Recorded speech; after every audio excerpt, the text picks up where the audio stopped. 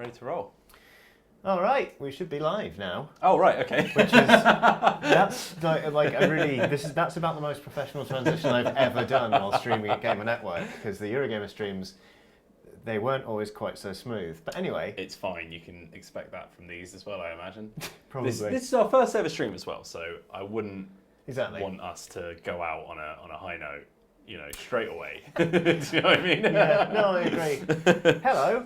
Set the bar. We welcome to the first ever Dicebreaker live stream. It is working. Look at that, we can see ourselves. it now. We are going to be painting some miniatures and answering your questions. Mm-hmm. What miniatures are we going to be painting, you wonder? Oh, it's these ones. Oh, We're going to be okay. painting some Stormcast Eternals in the Dicebreaker blue and pink colours. It's got a little ankle showing there. Oh yeah, I've had a lot of trouble putting that one specifically together. Johnny this morning. really likes push fit. I'm not a big fan of the push fit models, but That's fine. It's not going to go any further. so we're going to be painting. We have got a second camera for close-ups. Mm-hmm. So I'll tell you what.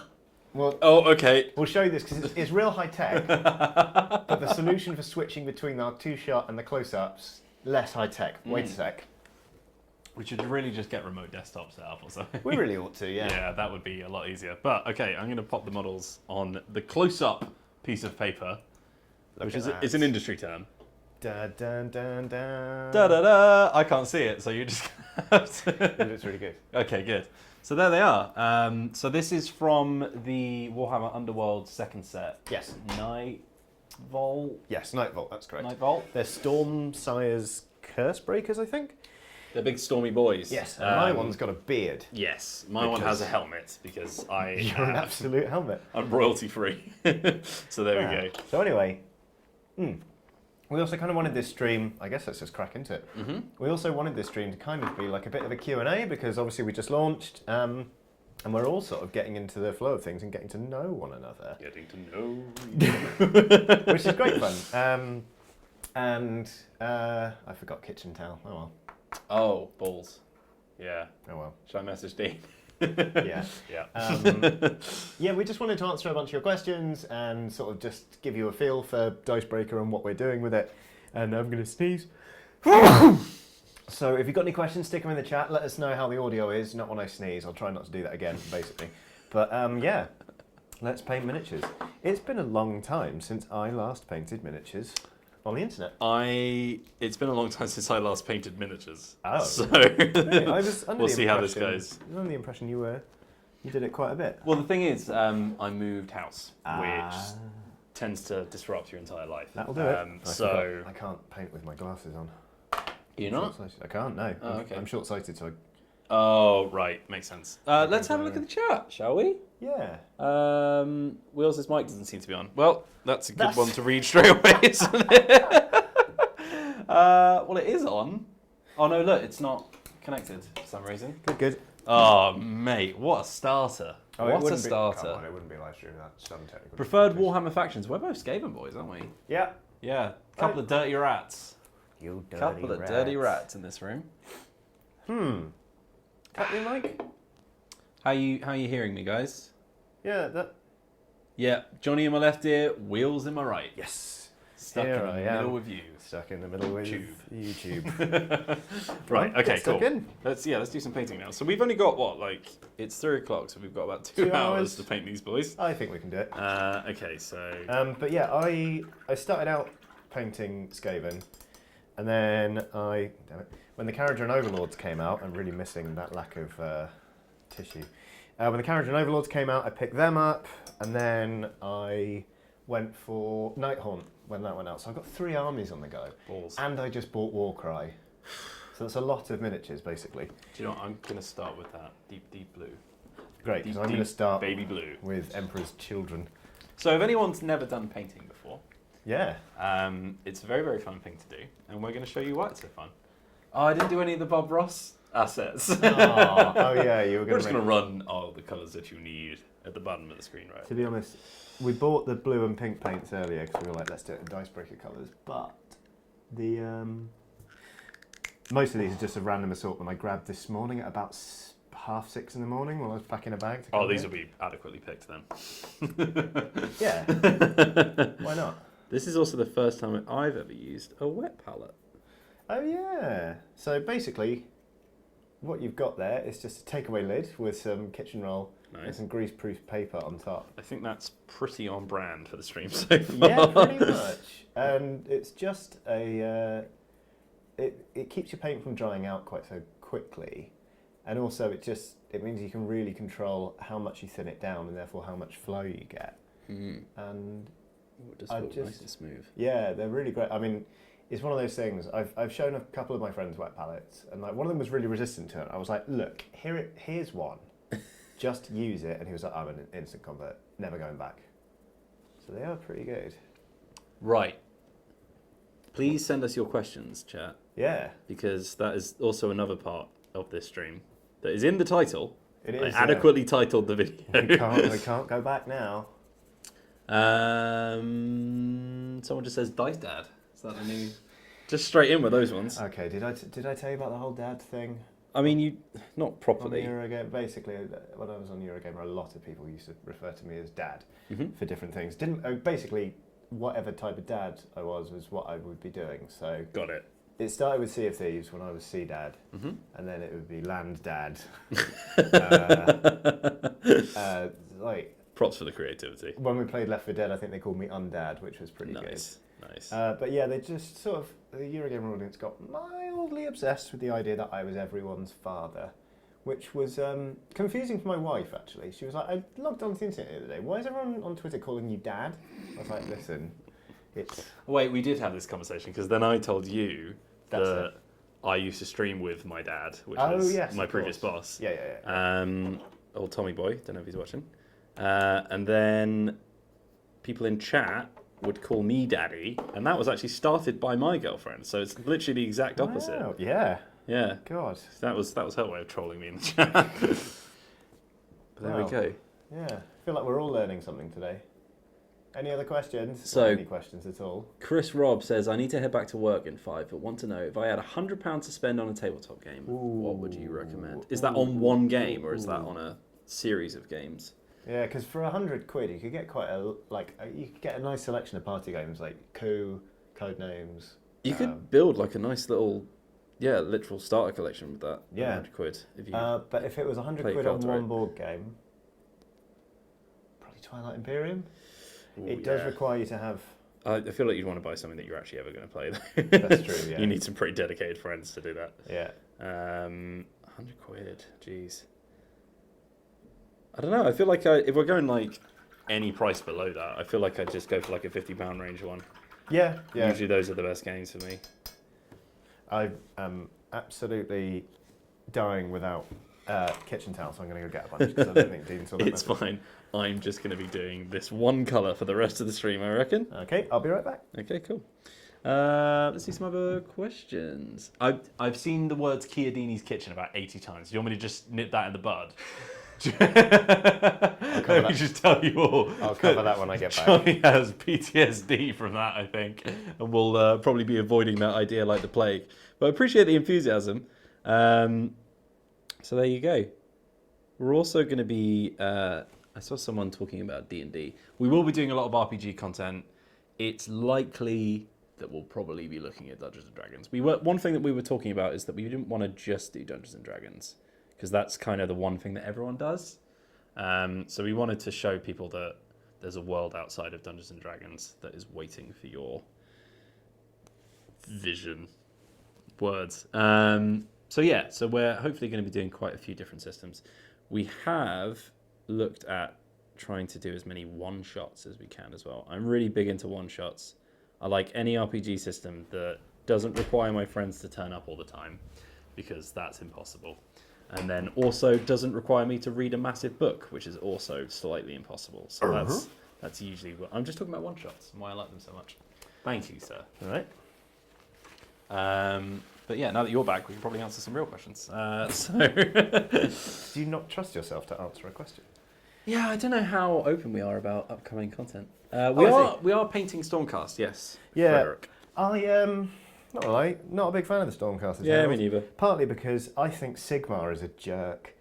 Just going to throw it out there, I think Space Marines are really boring as well. And this is bloody essentially just a fantasy Space Marine. But The reason we Didn't mean pick to go these on, boys, Michael. yeah, exactly. The reason we pick these boys is because they are very like color friendly. Yes. There's a lot of flat planes in which color can be placed. Exactly.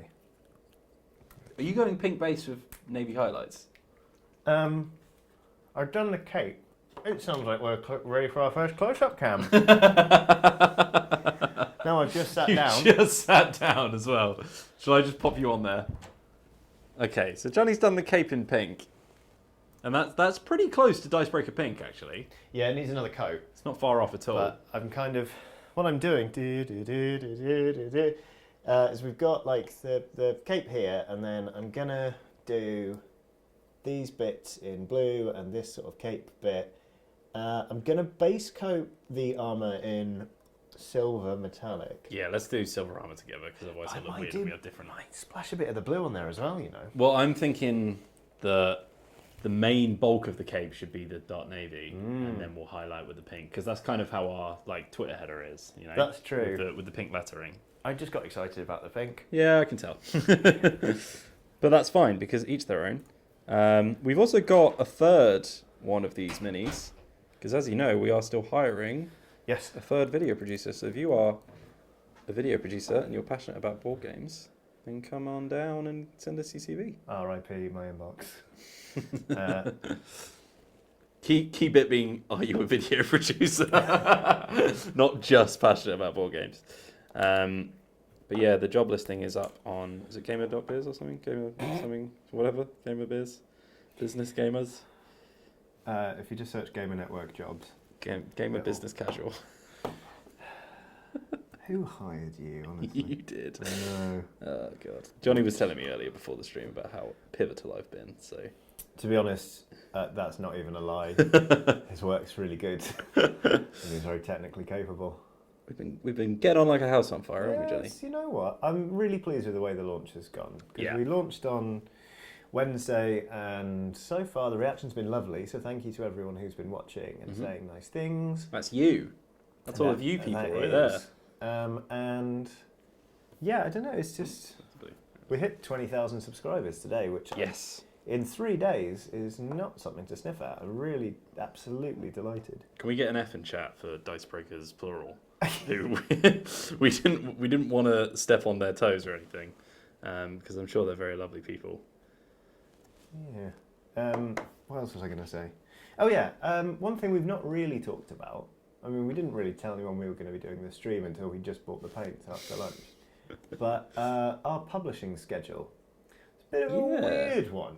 We, at the minute, are only publishing 5 days a week, only, because we're a 2-person team. Yep. We've only just launched. And because it's nice to have stuff to watch on the weekend, and because when that's a lot of people are on YouTube anyway, we publish Wednesday through to Sunday, inclusive.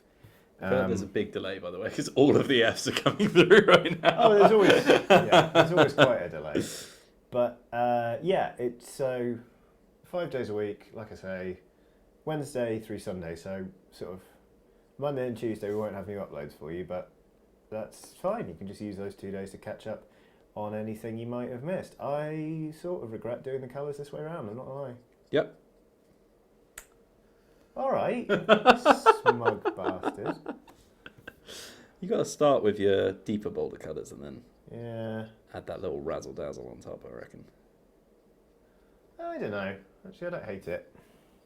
It's fine. We'll just have a nice contrast Oh, between the still two. got my glasses on.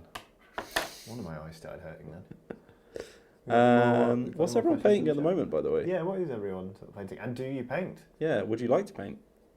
Would you be interested in more of us painting? What's your favourite colour? What's your favourite sandwich? Do you like the park? Do you ride the bus? Quest would like to know, Mm-hmm. and this is for you because it says hi, Dad. Although technically it could be both of us, I guess, after the stories. Where have you travelled so far? And if you could go anywhere, where would you go?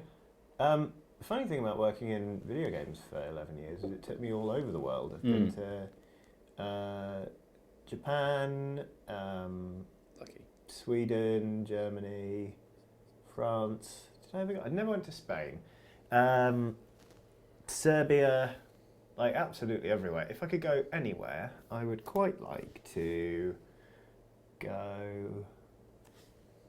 That was lame. I'd actually really like to go to the Amazon rainforest. Just sort of check it out, get malaria, come home. Running out of chances at the moment, so. Bleak. Yep. Maybe not there then.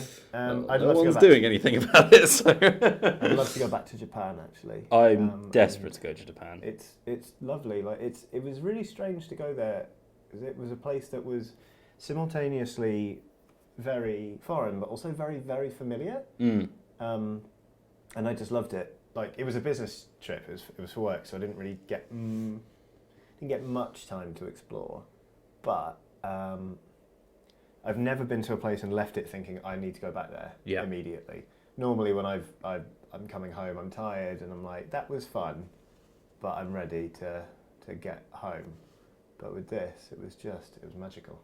It's really, really nice. I mean, I'm basing. The colours aren't going to be spiffing at this point. I think mine's going to look Dicebreaker and yours is going to look Diva from Overwatch. Oh, I'm well into that. Yeah. Oh, that is actually quite, yeah. Oh, look at your lovely even coat. Nice. The front's even, the bottom, the back bit's a little bit to be desired. It's fine, we'll get there. We'll have another close-up cam in a minute. We should really get a producer. I reckon if Dean just works on his laptop, he can just shove it next to the PC and then we can just do both. Gethin Pierce is literally painting Salamander Space Marines right now. Oh, cool. Before working on my Armies on Parade board. Oh, nice. What's the concept? Armies on Parade, for anyone who doesn't know, is like it's a competition where you just paint up a nice army and you build a sort of like tableau board and display it. And people get really weird with their concepts. And they're just great. I like them a lot. Dead Drop really wants an answer for this. Were you guys using contrast paint, for some models in the future? I used them at a school tournament with Peachy from Warhammer TV. Oh, cool. I've got two. I've not used them yet, but I'm using them just to really quickly whip through the Warcry terrain, because painting terrain can, if you're not careful, take forever because there's just so much of it, and if you're too much of a perfectionist, then you'll never get it done. But why is there so much pencil on this brush? Come on. Damn it. Yeah, I'm trying not to do the cardinal sin of rubbing the brushes at the bottom of the mug. Oh, yeah. Especially with somebody else's brush. Well, I was just about to warn you. I don't know if you're a brush sucker, but I certainly am. So. Oh, I'm not a brush sucker. But that's fine. I don't judge. It's just a good way of getting a decent sort of point on your bristles. They're non-toxic, right? They are. As far as I'm aware. Non-toxic acrylics. What could be tastier? We're not being paid by Games Workshop, by the way. We're really not. But if you're watching Games Workshop, it's me, your boy. I think you were the one who suggested we paint these particular models because the one I'm painting has a big beard and looks a little bit like me. Yes. And is also the leader, which is sweet. Yeah. Everyone's dad. Also, it's, as we said earlier, for anyone who missed, we're not super keen on Stormcast Eternals personally, but they're very good for having big, bold colours on big panels. This so is true. Good for what we're doing right now. Exactly. And for anyone who's asking in the chat right now, I'm not looking currently, but we're both Skaven boys, because I know that's going to be a question that keeps coming up. We could plonk your laptop on the We table. could. I was sort of thinking about that. It's a bit difficult to crane my neck. Yeah. Also, I feel like every time I'm like, what's the chat saying? It's like I'm deliberately slowing you down. Okay, right. So, Idiot Gamer has only attempted model painting once, and he's too nervous to try it again because they're worried they would mess it up and be forever disappointed in their rubbish wings and thumbs. No, not at all. First things first, you can always strip a model. You dunk it in a bucket of Dettol and leave it there for 48 hours, and then you just scrub off all the paint with a brush. Also, like, it doesn't really matter like what standard you paint to, as long as you're sort of having fun being creative. Like, I know that feeling where it can be frustrating and slightly dispiriting when you're like, this isn't coming out how I wanted it to. Like, for example, I have just managed to wet blend the blue and the pink together. I'll come back to that bit. It's not quite what we wanted. Not really. So that looks a bit weird. But I think just the important thing is just to have fun and go for a standard you're happy with. Like, there comes a point when every model I'm painting when I'm like, I'm just going to call that finished and just stick with that. Because otherwise you'll drive yourself up the wall. Yeah, if you listen to literally any of the because there's quite a lot of influencers who exclusively do painting stuff. If you listen to any of them when they're talking about getting into the hobby, they're just like, just paint, just for the love of God, paint. Yeah. The more that you put it off and talk about it, the less you'll actually do, and you can only get better by practice. So. I agree. Seen a couple of comments. Laura O'Gallagher says, Unox Venture got me interested in D&D. A bunch of us are looking to start a campaign. What edition do you play? Any tips for creating my character? 5th edition. It's just... It's the most beginner-friendly one, isn't it? Yeah, it's the most sort of streamlined D&D one. And tips for making a character. I think a lot of the time when people make pen and paper characters, they're tempted to give them really dramatic and sometimes tragic backstories. And that's fine. But if your character's like always really grumpy and sullen because they had it hard growing up, it can be really hard to interact with other players, and also really hard to give your character a decent arc.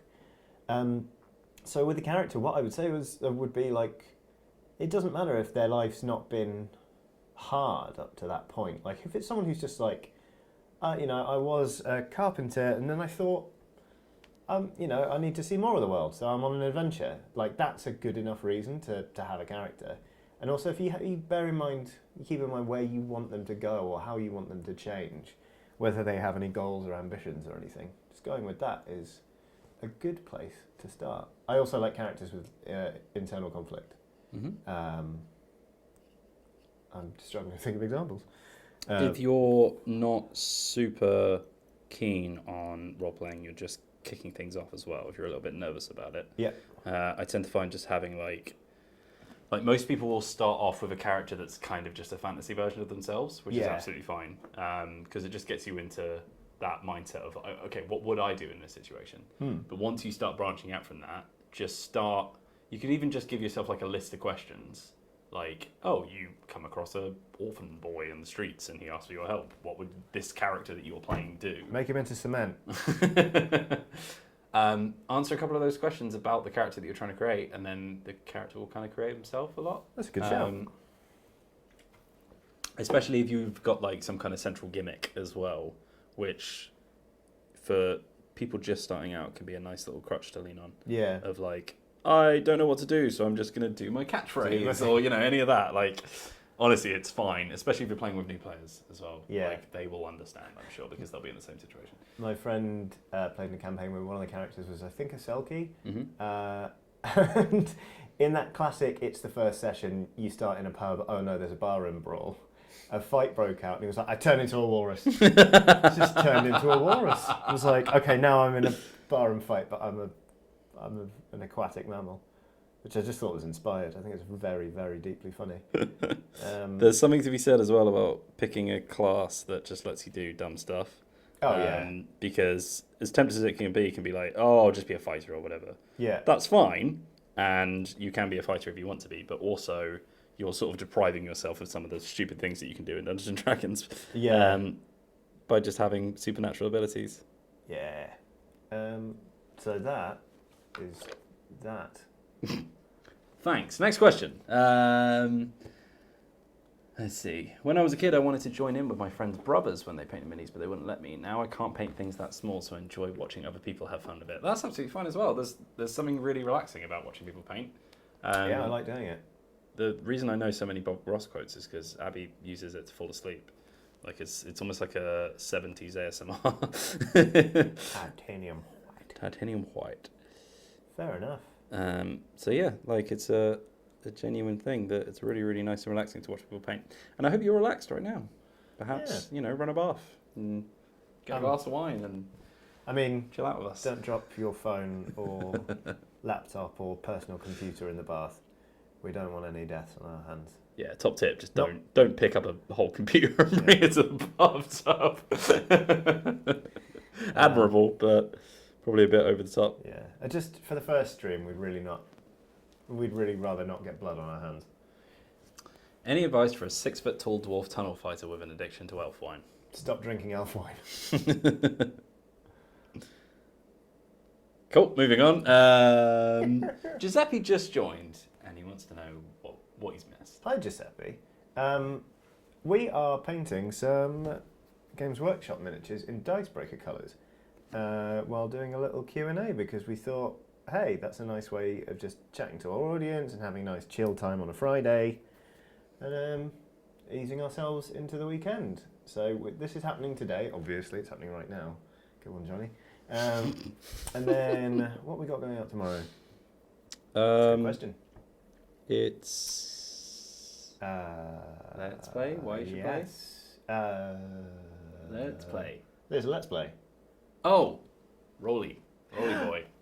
Oh yeah, it's Should our we tease Let's. it? Yeah, Yeah. Just say it. We're tomorrow. We're doing a Let's Play of Sushi Roll, which is a new version of Yeah. Sushi Go, in which it's not cards, it's dice. But it's still sushi. And then on Sunday, I am doing a feature about pen and paper role-playing games. We also managed to turn Sushi Roll into a dexterity game. Yeah, we insisted on using chopsticks to move all the dice around because we thought it was fun. Well, we opened the rule book and we were like, okay, each player grabs 2 chopsticks, and then we like desperately searched the box thinking that we'd missed it. And we hadn't. They were just little they're chopstick tokens. tokens. And we got really upset, so it happened to have had some chopsticks in the kitchen. It's like, well, we'll play with chopsticks if we want to, thanks very much. Yeah. Nice game that's quite enjoyable.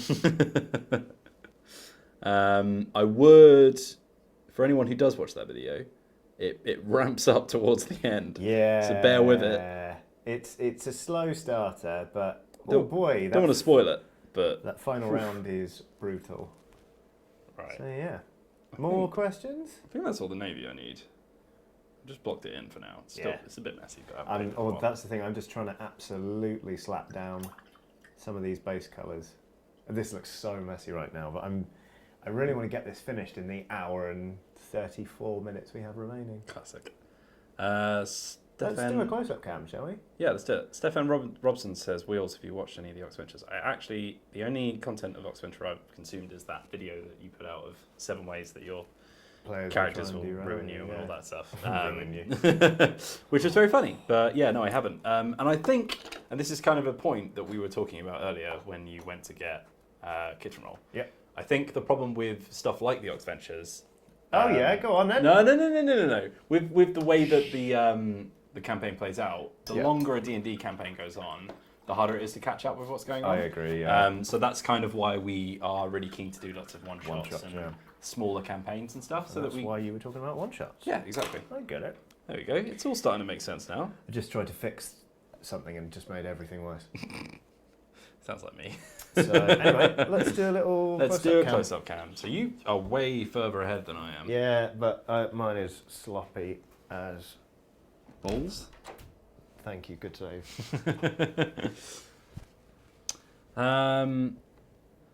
Let's see. So is that on now? Yeah. Yep, Here's our close-up cam. So I'm on this side. Yeah. Johnny's the one with the big beard. So you've painted in your metal. Got a whole lot of pink going on the back, as you can see. That's starting to dry now, so the colour's coming through. It's actually a really nice pink. I've just gone for the blue all over. Just keeping it nice and slow. I'll get there eventually. It's fine. But yeah, so let's crack back into it. Bonk. I think I'm going to move on to the pink now, actually. All right, I'm going to go back in with a bit of blue, I think, but then I need to really finish getting those silvers in. Yeah. This is nice. That's what I'm saying. What is the weirdest character you have played in a pen and paper role-playing game? Says Ashley By. Ooh. Oh God, I need to think. You go first. Oh, okay. Well, the problem is I've only played about 2 campaigns and GM'd every single other one. This is one thing that I'm really looking forward to about being in this job is I can actually play some games. Yeah. But yeah, I think that's just a classic case of being in a friend group where nobody's really keen to, so somebody has to be the GM. And then you just are the GM for the rest of the time. Yeah, that's pretty much it. You notice when people are talking about a new game, they're talking about it on the assumption that you are going to be running it. So, oh, great, I'll go do my homework, will I? Yeah. Okay. I'll tell you a funny character that I GM'd for, though, which is... So we were playing Dungeon World, which is like a really stripped-down version of D&D. for like people who want to just sort of get straight into it without having to worry too much about rules, kind of thing. And one of my characters, one of my best friends, Alan, was playing a super strong orc, and he had basically just put all of his strength to the max and all of his intelligence to the bottom to be like the classic big, strong buffoon character. Yeah. So I had this kind of house rule for him that whenever he did a peaceful action, he would have to roll his strength check. And if he succeeded, then he would actually do damage to the person that he was trying to be friendly to. And it became like a sort of running joke that everyone would be like, no, don't hug him. So there was this one scene where they went to this like priory in the town because they were talking to someone about a quest kind of thing. And there was this little altar boy that they were talking to. And one of the player characters was like, oh, I want to convince this altar boy to come with us and I'm going to make him my apprentice. And I'm going to he's going to follow me around and he's going to be my faux son. Yeah. And we're going to go on adventures together. And I was like, that's cute. That's a nice idea. You can do that. And then Alan just sort of, you can tell he's thinking, and he just goes, I hug the boy. And then Dave is just sat there going, no, Alan, please, don't. He's like, I hug the boy. So he rolls a D20 and rolls a critical success. Oh, no. So I'm like, okay, well, you've crushed the boy. The boy is now a sack of mush. That's outstanding. So we that's right up my alley. Exactly. So we got a little bit further down the campaign, and basically Dave, who was the guy who wanted the apprentice, had taken the body with him to try and fix it later down the line. Bleak. And I was basically just like, Dave, it's the moment's passed. Just leave the corpse somewhere, please. But he refused to. So eventually we got to this point where because there was something to do with a lich or something, and they could have one of their wishes granted. So Dave was like, I want the boy to come back to life. And I was like, are you sure? Oh, and he was like, yeah, I want him to come back to life. I was like, okay, well, you didn't wish for him to get fixed. So I guess he's just a constantly screaming pile of gore. Oh, wow. You're mean. Oh, God. Those are the kind of campaigns I run. It's probably not the weirdest character I've played, but it's definitely one of my favourites. I was playing with some friends, and we were between campaigns, and we were like, well, why don't we just do something a bit different? And we invented this sort of scenario called The Town, where it was basically it was in Deadlands Reloaded, set in the Weird West. And it was like a frontier town that was really early on in getting sort of set up. And we had 3 GMs, and we'd rotate, and basically you could play a new character every time, you could play the same character, you could play someone else's character that they'd already played, and it was more like, we were trying to make Deadwood, it was more like the town was the star, not the characters. And I invented this character who was super creepy. He was a huckster who was working for the bad guys, basically. He was called Mr. Foley, and he ran a casino, and he looked like John Waters, and he had a spinal injury, so he basically would glide slowly across the floor. It was just and I managed to really creep out the players for being like, good day, gentlemen. Just foleying about. Because I introduced him when I was GMing. And then, to be honest, the next few times I played, I was like, well, I'm going to be Mr. Foley. Obs. It was really good fun, actually. There we go. Wiki and everything at some point. Right, let's have some more questions. Yeah, some more questions. So I have to go home from work. First Dicebreaker live stream, cut short, or an intermission at least. See you guys later. Big love heart. Thank you, Reichen Kaiser, which I'm assuming is how you pronounce that, for joining us, and we'll see you on the next one. Yeah. We're playing stream every Friday. That's the current plan. More or less. Yeah. But we might not be in the country next week. No, we won't be. We're going to be at PAX West. Yeah. We're going to be doing some panels there. We're going to try and... I don't know what I was trying to be po-faced about that one. It's literally been announced. Yeah, it's been really where could we be? Be? Seattle. PAX West. I'm doing a panel with Mike Pondsmith about Cyberpunk. I'm also doing a panel with Brandon, who's the creator of Swordsfall, which is an upcoming RPG set in the land of Tikor. It's kind of like an Afro-punk RPG. It looks super, super interesting. So I'm going to be talking to him and about getting away from Eurocentrism in design. Mm-hmm.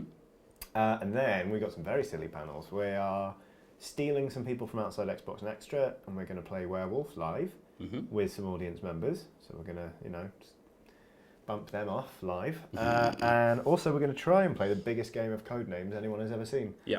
Probably by splitting the audience into two and making them shout a lot while with the Spy Masters. It's kind of like a live Twitch plays. Yeah, that's a good way of putting it, actually. So yeah, that'll be really fun. So come and join us. Any chance of PAX Oz? I don't know. Hi, Johnny and Wheels. Will Dicebreaker be doing any D&D campaigns? Sort of. Oh, Ethan, that's an interesting question. That's a very interesting question. Sort of. That's all I'm going to say at this point. I sort of said that we'll probably do some kind of D&D content, but it's not exclusively D&D content that we'll be Yeah. I'm going to be doing other stuff as well. But we've got an interesting idea, or Johnny has, rather. I didn't wait. Contribute in any way to it. Absolutely can't wait. To be fair to you, you hadn't been hired when the idea came up. True. So, I'm really, really excited about it, and I can't wait to share more. But we're going to wait until we've got a few more people on the team before we start playing that.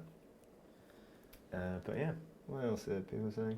Welcome to the internet, Dicebreaker. Thanks. Thank you very much. It's very nice to be here. To be honest, it's nice to be back making videos on the internet again. Nice to meet the residents. We've got 630 people watching, by the way. Hey, thank you very much. Yeah, thanks for tuning in. If you're just joining us, this is two men with beards painting and having a chill time. I reckon you've never seen this kind of content before. Absolutely not. This is Dicepainter Live, as I've dubbed it an hour ago. I do like these assets, to be honest. Yeah, that's quite nice. We're painting some Stormcast Eternals and Dicebreaker colours for our first ever live stream, which we think is pretty cute. Yeah, although for subsequent ones, I'm just going to pick some stuff off my to paint pile. Yeah. And just crack on. Do you know what? I've got a big old Vermin Lord that is still just sat there in black, and I think I'm just going to paint him every week. I finished my Vermin Lords a while ago, actually, well over a year ago. They're good fun. There are some fiddly bits. How have you built it? Have you built it like a corruptor or? It's the one who has a name, Grey something. I can't remember. Grey. Can't remember. In all honesty, I'll probably never play with it, so it doesn't really matter to me. I just pick the coolest looking things. Yeah. Nope. Because although I do love miniature games, eating paint. Bit of paint in the mouth. Eating paint, Johnny. No. Nice. Who raised you? Put the lids back on. Huh? Okay. Oh, I thought you were going to be using it. I mean, I have. But... Exactly. We're getting on like a house on fire. Were you raised in a paint barn? Yeah, I don't really know where I was going with that. This is nice and chill between the OX madness. Glad we could provide a calm counterpoint. Yeah, we weren't specifically trying to compete with OX, we just were a bit late. It sort of just happened that way. Yeah. Sorry. What are they up to, by the way? I don't know, I'm streaming right now. No, I'm asking chat. Oh, okay. Yeah. Oh. That'll teach me. Yep. Being a dingus. Thoughts on Betrayal at the House on the Hill? Betrayal at the House on the Hill. Ethan. It's good fun. It depends on the scenario you get, I think. Because some of them are cracking and some of them aren't. But either way, I love that moment where you work out who the traitor is and you send people out of the room and then they sort of come back in and they're like, oh, you're for it now. For anyone who's not heard of it, it's a co-op game for most of it, where you're all adventurers in a haunted house, which you build as you explore. So you go to the edge of the board and you're like, I want to move into this room. You draw a tile, you place it, and then you find items, weird, spooky things happen, and eventually you find enough omens that you make a roll, and if you fail the roll, it's called a haunt roll, the haunt begins. And depending on the item that started it and what room you're in, you get one of 50 scenarios. The traitor has to go read a special set of rules, everyone else stays and reads a different special set of rules, and then it's competition until the end of the game. My friend Alan, who I was just talking about, the guy who played the orc, Yeah. he had quite a few friends at uni who loved playing that. Terrifying, Alan. Terrifying Alan. So they used to play it quite a lot. And they had a recurring issue where literally every time they played it, they would get the scenario where there's a bomb in the house. Oh, wow. Literally, so they get halfway through and they're like, let's find out what the scenario is. Oh, stop, please. Because it's the really quite dull co-op one where you just have to run to the exit. Oh, boring. Yeah. The worst one, in my opinion, is the one where you all get shrunk, and there's a cat in the house. You have to avoid being eaten by a cat while you find a toy plane and use it to fly out of the front door. I do love that they just got well weird with it. I mean, I guess... They're like, look, we've run out of ideas. Yeah, we're up to 39, guys. I think we're just going to have to push the envelope here. I don't know. Your cat's trying to eat you. Yeah, that'll do. Print it.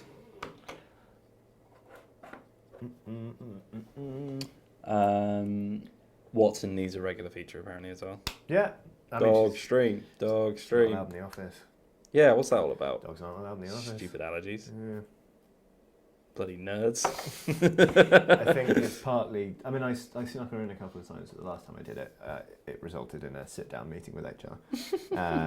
And basically it was like, look, your dog is well behaved, and I realised it was an emergency today, but if basically it was literally, if you start doing it, everyone will want one. It's like lots of people are going to want to bring in their dogs, and that will be too much. James B's got an interesting question. Do you prefer co-op or competitive games? I think I tend to go for competitive. Yeah, me too, I think. It largely depends on my mood, though. Sometimes I want nothing more than to play a co-op game. Yeah. But then sometimes... The thing about co-op games is, because obviously everyone is working together, everyone is always sharing opinions, and it means that if you've got somebody who's particularly boisterous or forthright... Yeah.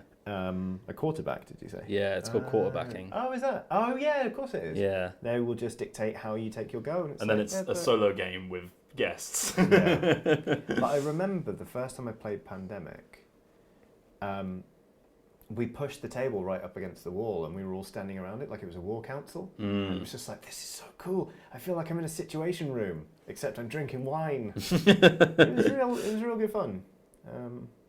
Yeah. So there you go. Yeah. PlayStation Access have a dog, apparently. Oh yeah. They do. No. Shift, which is very difficult to say without swearing, says if he brings bees, then everyone can have one. Bees. They've just added bees to Minecraft, haven't they? That was a big thing. It's a video game though, so yeah. Banned from this live stream. That's enough of that. Are these leather or metal? Are these like braces or... You reckon? Metal or leather? Where am I looking, sorry? These guys. Oh, they're a bit glubby, aren't they? I'm going to do them as... I think it will have more contrast to it if you do it. Oh, I was going to do them as gloves. Yeah. Cool. Great. Sweet. You could do pink gloves. I could. But I won't. But I shan't. Oh yeah, I mean the way round you've done that is really nice, to be fair. Well, that's like, I was just trying to mimic the logo basically. So that's like, because the lettering's in the pink and the main background's black, navy. Sorry, I thought I'd do it that way around. What are your beer and curry night games? Asked Dave Watson. My mates and I run Shay, Geek, and X-Wing. We play like Frostgrave with beer and pizza, and we call it like Tuesday Night Wizard Fight or whatever. Like most of my game sessions are beer and curry nights.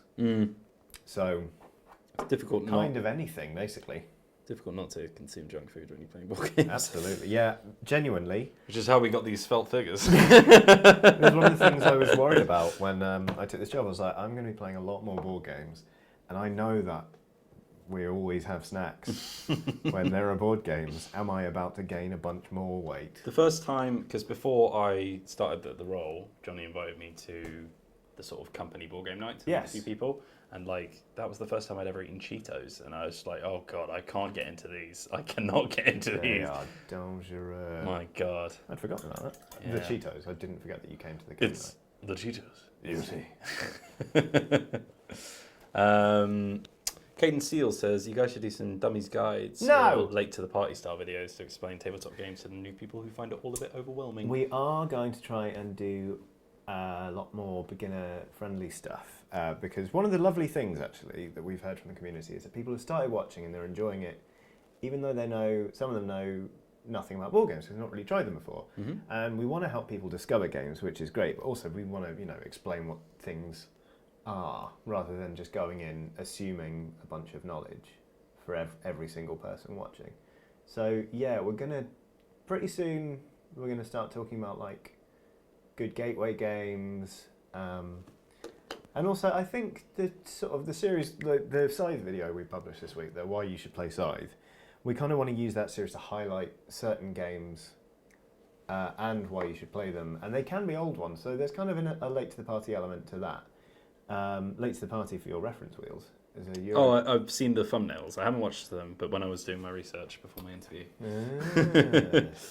Actually, maybe I did watch one. Yeah, it's just a person who loves a classic video game plays it with a person who's never played it. Yeah, perfect. Yeah, practically perfect. That would be me introducing someone to Oblivion, I reckon. Or Metal Gear Solid 3. Yeah, I did Metal Gear Solid 3 with Aoife, actually. It was good fun. Such a good game. Johnny, what are you drinking? I'm drinking a bitter shandy. Came out the office fridge. Interesting. Yeah, because that was the only thing left. This is super dark lead belcher. Or maybe I'm just used to No, it is. chainmail. But yeah. I also love... Is it chainmail? The super light silver colour? Stormhome Silver? No, the base one. Oh, the I base don't know. version. Yeah, I think there's one just called Chainmail, and it's like in comparison to like Screamer Pink, Rat Skin Flesh. It's like also that one always corrects me. Did you ever watch these Strong Bad? Yeah. Skin, flesh, tight, shiny purple. He just pointed at a paint. Colouring. Rat skin flesh. Oh, God, did you hear my rest then? Oh, I thought that was the paint pot opening. Oh, God. I can crack my entire spine. I'm not going to do it on stream, but because I have respect for these people. Yeah. Yeah, see. So I had to turn your live stream into a podcast as I'm moving an acre of grass, says Powers Ben. Jeez. Oh, An acre of grass. why? Job, I guess? Oh, that's a good question from Veronica. I hope I said that right. On the scale of Oxbox to Eurogamer, how family friendly will Dicebreaker be? I've seen a couple of people ask this question on Twitter. It's going to be, don't laugh, we're going to try and not swear. That is going to be a challenge. Try is the operative word. For me, because I like swearing. Also, like, it's not even just, oh, damn, I have to stop swearing. It's like, oh, that's half my vocabulary gone. Yes, exactly. So, we've had a couple of swears slip through the net, but we've bleeped them. Because we want to be a very friendly place and a very enthusiastic, hello, we're going to recommend some board games. And obviously, that's not to say we won't be making more adult jokes. Like, we're not kids entertainers or anything. But I think it just in line with it being sort of a very chipper place to be. Me trying to do a cheerful channel. Okay. We just thought, let's not F and blind our way through things. Although, I'm not going to lie, when I was assembling, particularly the miniature Wheels is painting right now, this morning, I just went straight to C-bombs. And they were flying about the place. For some reason, Teehee has been held for review, so I'm just going to show that one. If I can click on it. No, YouTube, stop it. There we go. Laura Blues loved hearing you swear your head off. She's very disappointed. I mean, I'll be appearing on Eurogamer every now and then. Oh, yeah? Yeah. Nice. So, there's a new episode of Life is Strange 2 out, and Aoife and I have played through every episode of Life is Strange together so far on the channel. And we decided when I left, it's like, well, It's only a few more episodes, like 2 more, I think. Mm-hmm. So I'll just come back. Just plug the new website. Yeah, pretty much, you know. So, yeah, and I'll just have to get a load of swears in there. FSC, everybody. It's Johnny back from Dicebreaker, in which I cannot swear. Let's look at some more questions. Yeah. Any previously particularly pleasant painting experiences? My God, that was a tongue twister. Alliterative. So, what? I'm so caught up with the sibilance. Did you have any previously pleasant painting experiences? Yeah, lots. I love painting. It's really, really therapeutic. Like, it calms me down a lot. Sometimes I go do it at the tabletop club I attend, and we just sort of sit down, get a beer, have a paint. I've had some really weird ones. Like, I came back from E3 not this year, but last year, and I woke up at 4 in the morning because of jet lag, and I was super wide awake. So I just made a pot of coffee, despite the fact it made me feel really sick because I was so sleep deprived. And I painted an entire Underworld warband. Oh, jeez. In one go. Yeah, I think my that was good fun. My most pleasant one was a Underworld's warband, actually, when I painted the what's his name? The Skaven dude, Spike Claw. Spike Claw, yeah. His warband in a delightful mustard colour palette. Oh, yes, please. And it was just like, I would get home from work, crack them open, do a model, and then next day, crack them open, do a model. And it was just like, in 1 week, especially because I really don't paint very fast. Right. So like in 1 week, I managed to crack out the whole thing. Because there's like 7 of them. And I got them all to a high standard. So I was like, yeah, this awesome. has been like a good project that I've done start to finish. We should start sharing painting pictures on Instagram. We should. I've already got them on my personal Instagram, which I never use. Oh. Because I just don't really take many photos. Right. So I was like, Instagram's probably not for me. And then I was like, I've got these models I've been painting. And then I stopped painting models. That's always the way, isn't It's like 4 model photos and then nothing. But there you go.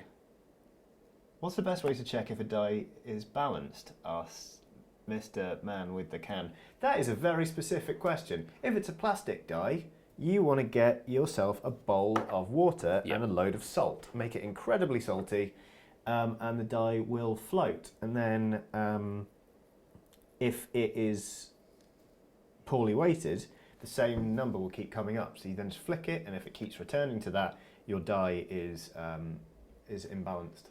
Good knowledge. Alternative, roll it 1,000 times and record the result every single time. Roll this 1,000 times and call me in the morning. Mm-hmm. Let's see.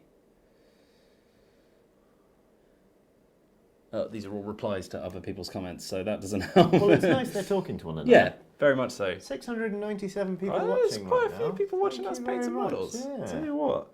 Has anyone got a favourite video of the ones that we've posted so far? Which one's nice. been your favourite piece of content? Nice to get some feedback. Don't know why I made that into a football chant, but there it is. Feedback. Got to do something when I'm not swearing. To be honest, it's quite easy not to swear on this channel because, actually, I say that. I was going to say there aren't quite so many dramatic moments as if we were playing video games and screaming, but the first screen test we did, I think, goes against that. Oh, good lord. Thomas Greenfield says, "Hiya, dads," plural.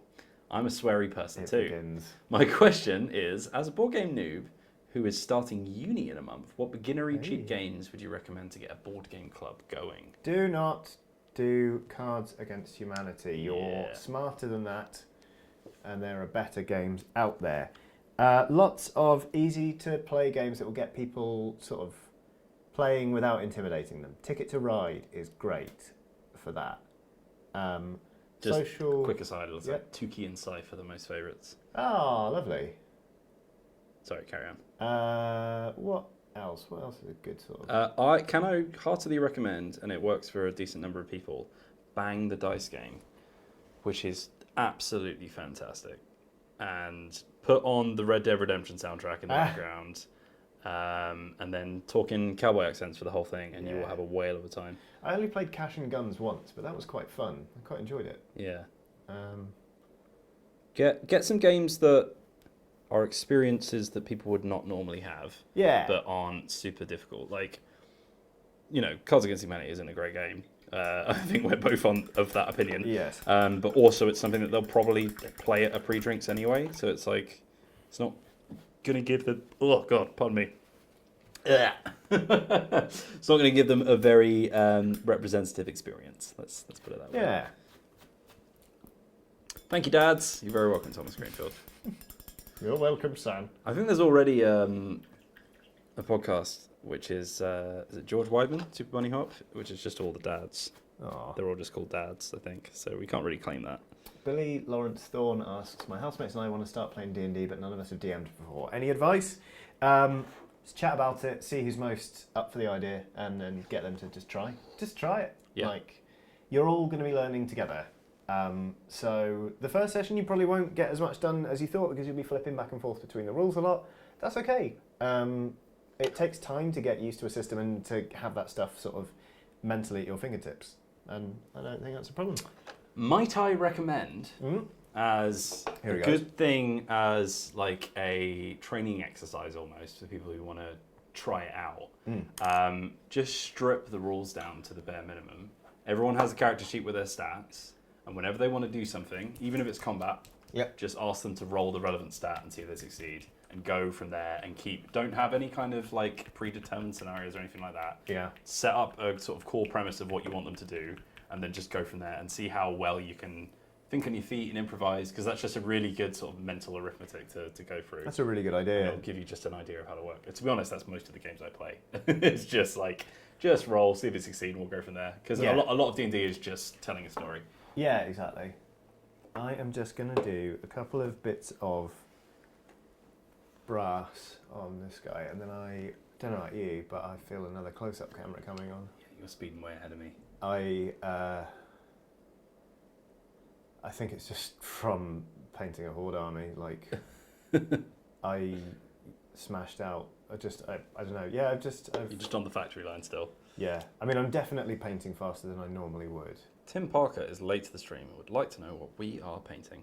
I'm painting a fantasy version of me, basically. To do with a massive beard. We're painting Stormcast Eternals from Warhammer Age of Sigmar in Dicebreaker colours, because we thought that would be nice. This is sloppy work from me, basically. Oh, okay. I don't think this is particularly non-sloppy, my one, but I guess we'll find out. I like trying to sit down and do some models from start to finish. Like, it's just really pleasing. And I don't really like painting any other way. yeah. I'm not a big fan of batch painting. I think this is why I'm like super against like large army scale games. I just love having one little group of dudes, like 10 people max, that I've just put a lot of love into each person. I think that's fair. Because I do have... My Skaven army is like well over 100 models, and I've still got about 70 or 80 to go. Yeah, see, I just couldn't... I don't think I could ever put myself up to that. I nearly put myself off painting, actually, when I was doing it, and I had to really dial it back and sort of teach myself to paint smaller batches. And I think that's why I like painting models to completion each time, is because it just makes me feel good. Even if I've only done 3, I'm like, well, that's 3 in the bag. Yeah, it's 3 actually finished, Yeah. you know? Like, if someone said, hey, do you want to do a skirmish game tomorrow? You could be like, well, I've done half of the paint job on 1,000 models. Or, actually, yeah, no, I've got like 20 ready to roll. Let's do it. Yeah. Do. Right, I've done the breastplate now. It's starting to come together, this. Yeah, I like that sort of tipping point. I feel the same way. I've not got much more to go before I'm ready to wash these. Okay. Dave Watson asks, is there any suggestions on how to best clean/prep minis? Even washing the resin ones comes out patchy for me. Oh, I've not actually had to wash many resin models. So a kind of a scrub with a toothbrush and some fairy liquid has always done the job for me. I wish I could say more on that one, but I'm a bit stumped. Yeah, I don't think I've ever washed a model. You really need to with some of the resin ones, because they come with the sort of the agent they use to release the... Oh, and it stops the paint adhering, doesn't it? Yeah. Yeah, okay. Don't like that. I'm going to rub that off. Yeah, fairy liquid. Seems like a good shout. It's what you use to strip paint as well, isn't it? So essentially. Not fairy. Well, Really? It was like Dettol. I don't think it's specifically fairy, but you can get like washing up liquid that does the job as well. Yeah. It's just really like there's some brands are just better for it than others for Yeah. some reason. I think they just use a certain chemical. Other brands are available. I've already done that joke a million times on really? my previous stream. I'm sick of it now. It's an old let's get Eurogamer some joke more as well, questions. actually. I think everyone does that joke, to be fair. Will there be a Dicebreaker meet and greet EGX? I don't know if we've decided that or not. I think so. Probably. I think we ought to. Because Yeah. it's August now. And not to toot our own horn or anything, we're up to 20,000 subs. Yeah, which I is don't know if you saw, lovely. guys, but... It's lovely. And it's really nice. I've sort of been watching the chat, and there are lots of familiar names and faces I know from my days at Eurogamer. And I know a lot of them habitually come to the shows. Mhm. So I think it'd be nice to do something, and maybe we can organise a community night or something. Yeah. Where we just have a bunch of games set up. Yeah, that sounds great. Yeah, do a close-up cam. You ready? Yeah, sure, why not? Give me that. There we go. Oh! I feel like an old man today. Very liquid. Is that a mead? Glues in your own name there, no. Right. I don't know if that piece of paper is placed correctly anymore, by the way. Yeah, it is. Yeah, so we've got a little bit further along now. I think we've both done most of our silver. Your sword's actually in a holster, isn't it? So I guess you'll... Yeah. Because mine's properly out. In a holster. Just waving it It's a around. scabbard, Michael. Or a sheath, whatever. Anyway. Yeah. Good. Yeah, I'm alright with this. Like, the colour combinations are not quite what I normally would have chosen. Like this brown, I could have used a lighter one if I'd brought one from home, but I didn't, so I You won't. can probably just wash it a couple of times more. I think I'm gonna do the hair and a bit more on the face maybe, and then I'm just gonna wash this model. Yeah. And we'll see where we get with it. It's weird how going from unwashed to washed will just be like, oh, this is how it's supposed to look. Yeah, cool. Yeah, let's crack on. I refer to shades as the make look good water. Make look good water. Yep. Right. Let's get a little bit more lead belcher on this. Laura Blue says, love that. Yay. Isabel says, ooh, Michael's looks awesome. I love Johnny's armor though. Johnny's personal armor? Or My t-shirt says wear black, eat pizza. nice. So Words to live by. indeed. It was a present from my wife. Okay. Let's stop cleaning this up a bit. Let's get Being mad lads, apparently. Oh, yeah, sponsored by Diet Coke. I'm a dog person, Beth Bloomer. I don't even need to answer that. Yeah. Although, we have degus Yeah. for pets at the moment. I don't know if many people know what a degu is, but it's almost like a cross between a squirrel and a rat. Is the best way I can think of describing them. Fair.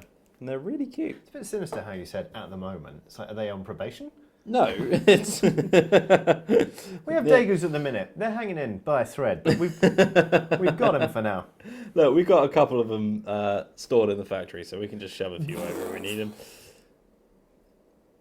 They are super cute. I've seen a couple of videos of them having a sand bath and stuff. Yeah. I mean, anything that has a sand bath is pretty great. Are you guys doing daily content, or is this stream of Chiodini goodness temporary? So we're going to be doing, hopefully, a stream a week. Yeah. We'll possibly up that at some point as well. Yep. So Once we've got more hands. at the minute we have videos 5 days a week. So 4 recorded ones and a live stream. And then once we're fully staffed up, with any luck, we will get up to a 7-day schedule. But we'll just see how that shakes out. It won't be for a good while because we're getting into the rhythm of things at the minute, and it's going quite smoothly. But we don't want to absolutely beast ourselves. Like for example, if you or I took some time off, we'd be like, oh no, Oh dear. I can't believe you've done this. classic meme. Draconic says squirrel rats sound amazing. They're really good. Google them. God, dipped way too far in there. That's fine. Content will be from Wednesday to Sundays, with Monday and Tuesdays off, as at Fruitbat says. Thanks, mate. So thank you for clearing that up. Yeah, if you've been here since the start of the stream and you heard the answer to some of the questions, then feel free to step in and answer for us. Yeah. As long as you get it correct. Yeah. Don't say anything libelous. John Ward says, "Gotta go. Oxtra are about to poison a mole. See you later, Dad and Wheels." See you later, man. Thanks for joining us. Poison a mole? Yeah. Oh. I shouldn't have read that out. This is going to make more people go over. It's fine. Oops. I hope Oxtra are having a lovely time. They probably are. Those Yeah. nice people. Yeah. With their frankly astronomical number as described. Right. I tell you what, though, it's really nice being in the chair. That famous outside Xbox chair when we did the 7 times thing. 7 times they derailed me video. Yeah, it's Fun. someone asked if I watched Dicepainter. So like I haven't caught up with them recently, but I remember when I was a kid I used to watch them on my Xbox 360, which is quite weird. Oh, the outside Xbox Yeah, crew. which is I don't want to tell them that because I feel like I'll make them all feel very old, but it's not nice to hear someone used to watch your stuff as a kid. Not as a kid, but as a teenager, you know what I mean? I just remember having no PC for ages, and I just had a 360, so that was kind of the only content I could watch. Fair enough. But luckily it was good fun. Wow. Tried to paint eyebrows on it, and look at that. Oh, that's That a is- sassy eyebrow. That is not good. Let's do something about that. Oh, making it worse. Yeah, that tends to be how that goes. Actually, it's marginally better. Okay. Sean Ray says, "Oh, cripes, I didn't realise you were streaming. I suppose I should have clicked the bell when I subscribed." What a good observation, Sean. I too think that is an excellent notion, and that clicking the bell so you get notifications every time we publish a video is a swell idea. What a fantastic shout from Sean. I reckon if there is anyone else in chat who has not done that, that might be a good thing to do. Yeah. Oh, what's that sound?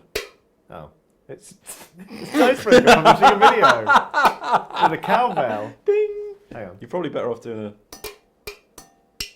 Why isn't that? You remember the scene from Tarzan? When they play with the possum pet? Never mind. I don't remember that scene. It's fine. Show us the eyebrows, says Eleanor Smith. Mm-hmm. I think it's close-up time, isn't it? Mm-hmm. I'm just going to crack on because mine hasn't really advanced all that much since the last close-up. Okay. So I'll go change the camera angle. At least I'm getting my steps in today. Yeah.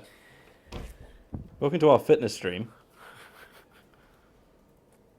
There we go. I'm getting right behind the kneecap. So this is the dangerous territory where I'm Okay. probably going to paint over the paint. Just gonna get right in here. You can see it didn't go brilliantly, but I'm kind of into it now. So, because this is the thing, I've not had to paint very many models with human faces. I know that sounds weird. Yeah, I don't paint a lot of humans. I think, honestly, it's quite cliche of me, but like, if someone's just a generic human, I'm like, why would I ever play as that faction? Yeah, When, like that's the whole point of fantasy is that you can play something a little bit wacky. Yeah. Well, so there's another miniatures game I play called Frostgrave, which is really good fun.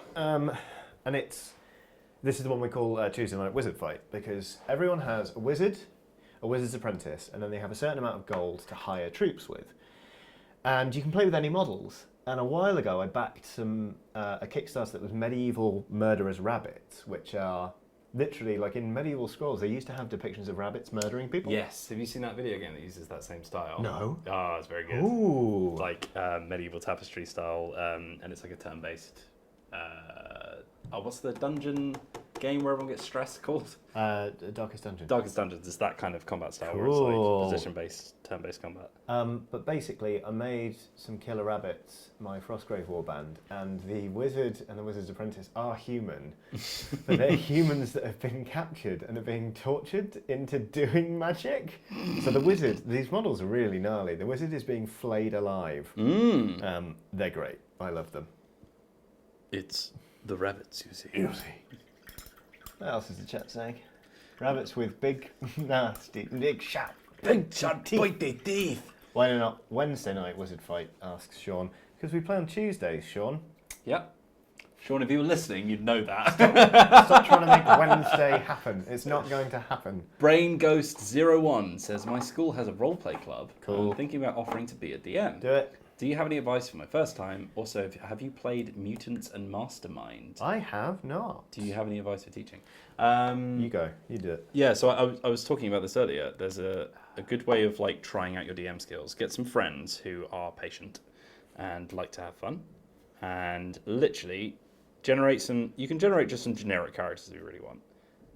Just give them a stat line, and then literally whenever they have to do something that requires a skill, like whenever they do something that's not just walking down a street and opening a door, just make them roll their skill. And if they succeed, they succeed. If they fail, they fail. Just go from there, because that is pretty much 90% of what you do as a DM. And it's about your ability to get the characters from one place to another and weave the narrative around what they're doing, think on your feet, and be able to improvise. So like, if you can just try that out, that's pretty much most of the stuff you need to know. I agree. Once you're there, you just learn the specific rules of your system. The other thing I would say would be to look at a bunch of different options for games and find one that everyone's excited about thematically. Because I think people naturally gravitate towards Dungeons and Dragons because it's the one they've heard of. And there's nothing wrong with that at all, but some people don't find it as exciting. The reason I avoided playing D&D for so long is that I wasn't drawn to the whole sort of like, ooh, let's fight goblins or, wizards and warlocks. I was just like, nah, I wanted something a bit more, like, I guess, real world grit to it. And now I love it, obviously. I love doing the Oxventure. But yeah, just find something that really excites you and then go with that, basically. One that I did with a couple of friends is called Apocalypse World, which is based on the Dungeon World system, but is set in like a Mad Max style post-apocalyptic world. And that is really, really fun because you get to live out your Fallout fantasies. You know, I nearly played that and then I read the rulebook and I didn't like it. The tone of it was poo. Yeah, literally. The thing is, that's my hot take. Literally, there's so many systems. Hang on. Oh, I've got one in the fridge, actually. The green one. There's a green... He can't drink beer because he's allergic. So can he have a cider? You know you're still on the microphone, No, Johnny, of course I am. Listen, a lot of these people have watched Eurogamer. They're used to me talking about booze. Oh, we're not on Twitch anyway. I think he's got a green cider. Yeah, I've got a Thatcher's Haze. Other ciders are available. Thank you. We have a tradition here, which is called Friday at 4. Friday at 4. It's Gamer Network's Friday tradition where we have beers in the office. And our lovely considerate HR manager just offered to bring us a drink. Yeah, just HR'd the hell out of us. He really did.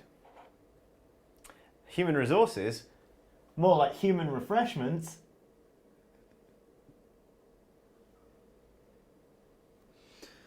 Do we have a nice cream colour? Cream? That might do. I think you might have to just make do with that. If I... Oh! See you later, me. Jeez. Yeah, if I thought about that a bit more, then I would have brought some. I see. Sorry that I just revealed to the internet that you're allergic to it. Yeah, no, it's not really an allergy. It's more like an intolerance. It just makes me sick. Yeah, that's the boy. Yeah, that's the one. Thanks very much. man. Have you got a potluck now? I do. Lovely. Thank you so much. Oh, yes. Thank you. James, everybody. Big shout out to Mr. Grant here. Thank you very much. Thanks, my pal. Bye. Got you 5 minutes of fame. All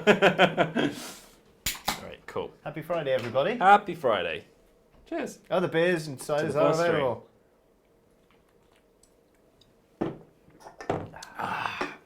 One of the reasons I really like painting is you save so much money on beer. Because one of my favourite things to do is get together with a couple of buddies and we all just paint together, especially if you're doing something that's a bit boring. It just makes it go by so much faster.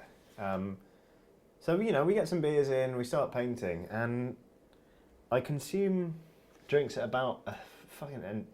Oh, there's the first one! Can we get a big round of applause in the chat, everyone, for the first swear of the stream. First swear of the channel. Not if you count beeped ones, right? Yeah, about an eighth of my normal pace. So one beer will last me hours. It's great. It's like I'm saving so much money, and it's healthier. I'm consuming fewer calories. Yeah. So someone asked me what my favourite beer alternative is. This is the problem though, like most people will go, and I'll go effing. It's just my conjunctive. Exactly. He looks so abashed. That's another $1 for the swear jar. Says that fruit bat. That's another $1 for the swear jar. Yeah, so someone asked me what my favourite drink in lieu of beer is. My main annoyance of it, it's not like, because I don't miss beer or anything. I think it tastes like crap, but like I'm like perfectly happy not drinking it. It's more the fact that it's the only thing most people will offer you. So it's like, hey, I've got some beers in. You're like, cool, I can't drink any of those. So you just end up having to go to the shop quite a bit, but it's fine. I usually just drink, either cider or I drink a lot of rum as well. So there you go. Big fan of rum. I'm more of a whiskey man, if I'm perfectly honest. So there. By the bottle. I wouldn't say by the bottle. I mean, it comes in a bottle. I mean, every time you talk to me about it, you're like, yeah, I'm drinking a bottle of whiskey. I know you don't mean I'm drinking the entirety of a bottle of whiskey, but... Never say never. Yeah, there you go. I got through quite a lot of whiskey this week, to be honest, because launching a new channel is really stressful, everybody. Yeah, turns out. I had no idea. This is the first time I've actually... That's not true. First time I've ever launched one. Although it wasn't... I feel like I had a bit more of a load off my shoulders because it was technically your project, you know what I mean? Like, you were leading the pack. So I was trying to prop you up as opposed to being stressed myself. Well, you also you only arrived, 4 weeks ago now? Yeah, whereas you've been working on it for quite a few months. 2 months, exactly. 2 months to the day since I left Eurogamer, and Dicebreaker came into the world, kicking and screaming and talking about board games. So, yeah. It's looking like a real model now, isn't it? That. Yeah. Right, now I need to decide what to do with it. I've just laid down some blue on this weird little fireball that I apparently have. Oh, check you out, Mr. Fireball. As soon as that's done, I'm gonna shade this thing. Is that like a visual representation of how fire our videos are? I wasn't ready for that. Sure, why not? Beth Bloomer, question for Tattoo Dad. I'm thinking of getting my first tattoo soon. Any advice? I really want to get a tattoo soon, but I don't know if my skin can handle it. Yeah. Research your artists, because there are some out there who mean well, but will do bad tattoos that are difficult to heal. Yeah. Get on Instagram. Instagram is basically like window shopping for tattoos. Find a studio you like, follow it, and you will almost certainly get recommendations for other artists. And just try and pin down a style that you really, really like. Also, placement is quite important to think about because it's going to be on your body forever. Also, some parts of the body hurt way more than others. Yeah. If you're not super into pain. Yeah, to be honest, like, none of them have been awful. Like, tattooing is uncomfortable. Actually, the stuff around the elbow is really, really painful. Are you mostly on the limbs? I've got some on my chest as well. Okay, because I know, like I had a friend at uni who got one on her, like the bridge of her, like the top of her foot, and apparently that was. Oh yeah. That was pure agony. Basically, the more like shallow the distance between the skin and the bone. Yes and no, because the shin is absolutely fine. Oh really? Yeah, it's just even though it hurts for literally anything else in life. Yeah, it's a lot of the time. It's like so torso is quite painful because it's over organs. But also, feet are just quite sensitive anyway, so, you know. Right, sorry, there's a bit of a belch. Yeah, feet, you snowflakes. Waiting for this blue to dry. And then, I suppose we should do a close-up cam, and then I'll wash the model, and then show it again, because it honestly makes such a difference. Washes are basically really, really, really, really, really thinned down paints. And they pull in the recesses. and it just gives a bit more contrast to it. It gives like an artificial shadow to your colours kind of thing. So the fact that this cape is all like swooshy and stuff. In fact, let's go to close-up cam now. Okay. Because you've come on I'm, as well. I'm getting there now. Oh, I really am an old man today. There is like a certain Hello Kitty vibe to this little warband we're picking up here, which I'm mildly into. So, Worst tattoo was my leg, but only because it was 8.5 hours, says Emma Venter. My God, Emma. I think my longest tattoo took, in one sitting, I think 6. So yeah, this is like the model's unwashed, and you can see the cape here. The shade's going to pool in there and not up here, and it's going to be really nice. And once I've shaded it, I'm going to go back in with the base colour and clean up some of the flatter areas to increase the sense of contrast. Then we're going to apply some null oil to that ass. And I'm wondering what colour to shade, actually. I was thinking maybe... This camera's way darker, by the way. It really is. It's kind of annoying. I think we just had to up the game next time. Yeah. It's probably fine. Right. And to be honest with you, we set this up in a bit of a hurry today. Yeah, we were originally going to stream at 2 o'clock, which tells you how prepared we were. We got there eventually, though. Yeah, exactly. As long as we get there in the end, that's all that matters. Just like 1 million subscribers. Isn't it a bit early to be drinking, boys? It's only like 4 where you're at. No! No, it's Friday, man. It's just a thing that happens at work. We see out the day. We clock off an hour early, and we have a couple of drinks. And it's sort of quite nice. You sound a little bit slurry there. Yeah, I know. Yeah, a couple of drinks. I'm going to a gig this evening. I'm not going to reveal what the band is, because then everyone will know where I'm going to be this evening. And also the gig is... yeah. There we go. You didn't cover that up very well. Not at all, no.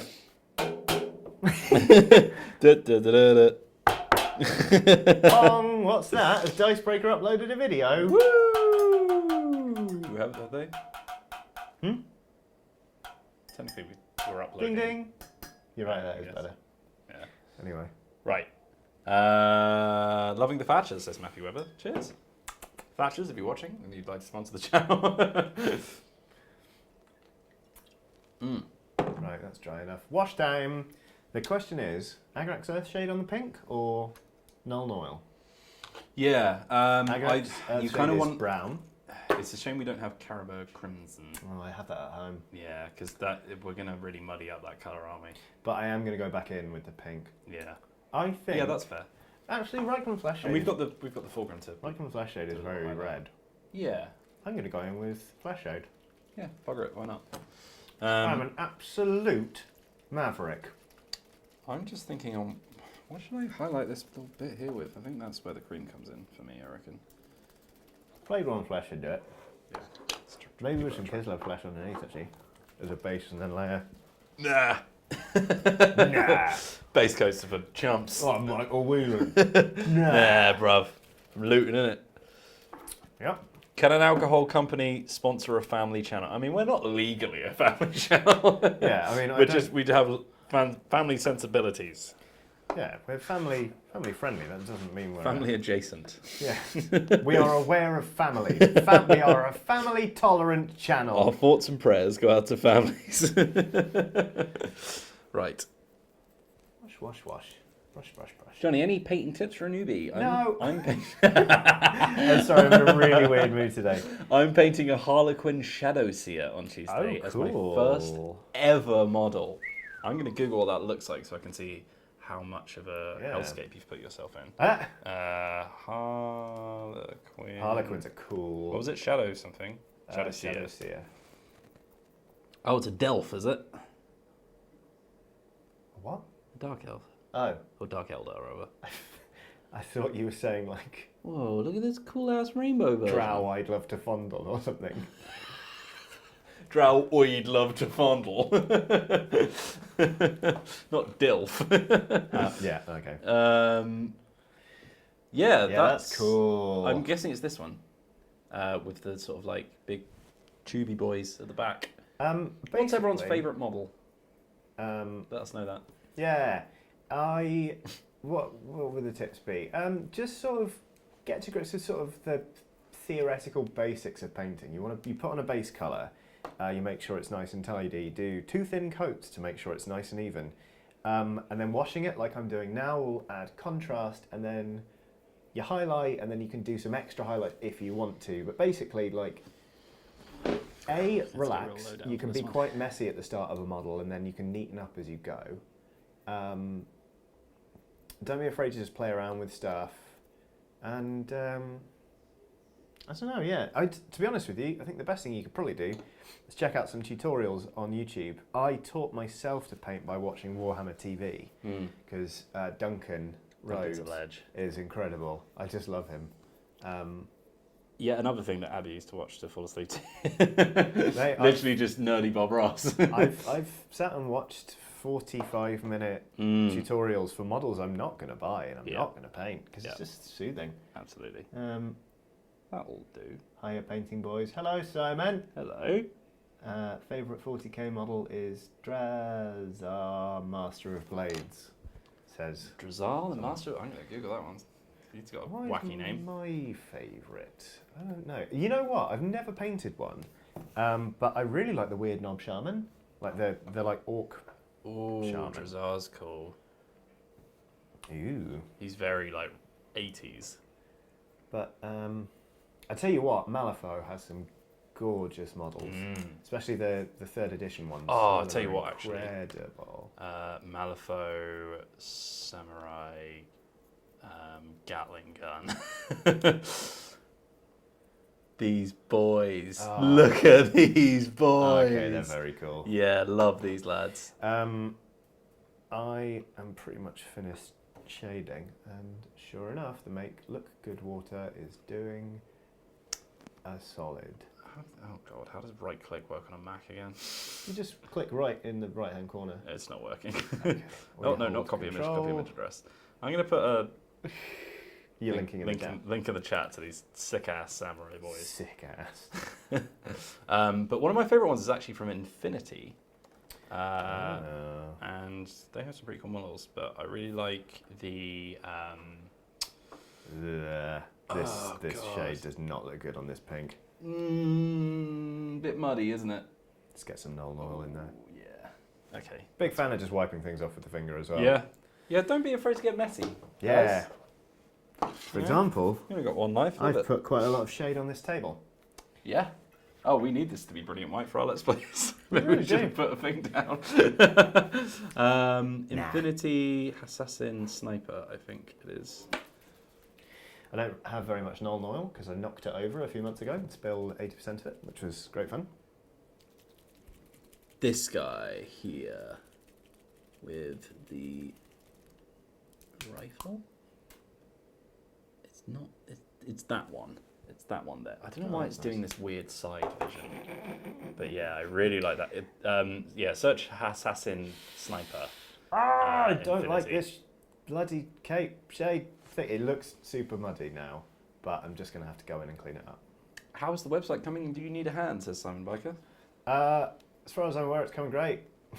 Thanks for the offer, though. Editorial team is being assembled, but right now our focus is just on the video side of things, keeping an eye on the progress. But we've had so much to deal with that it's like the website anyone even not our bag. mentions the website, I'm like, yeah, cool, sure. yeah, that exists. There'll be one, yeah.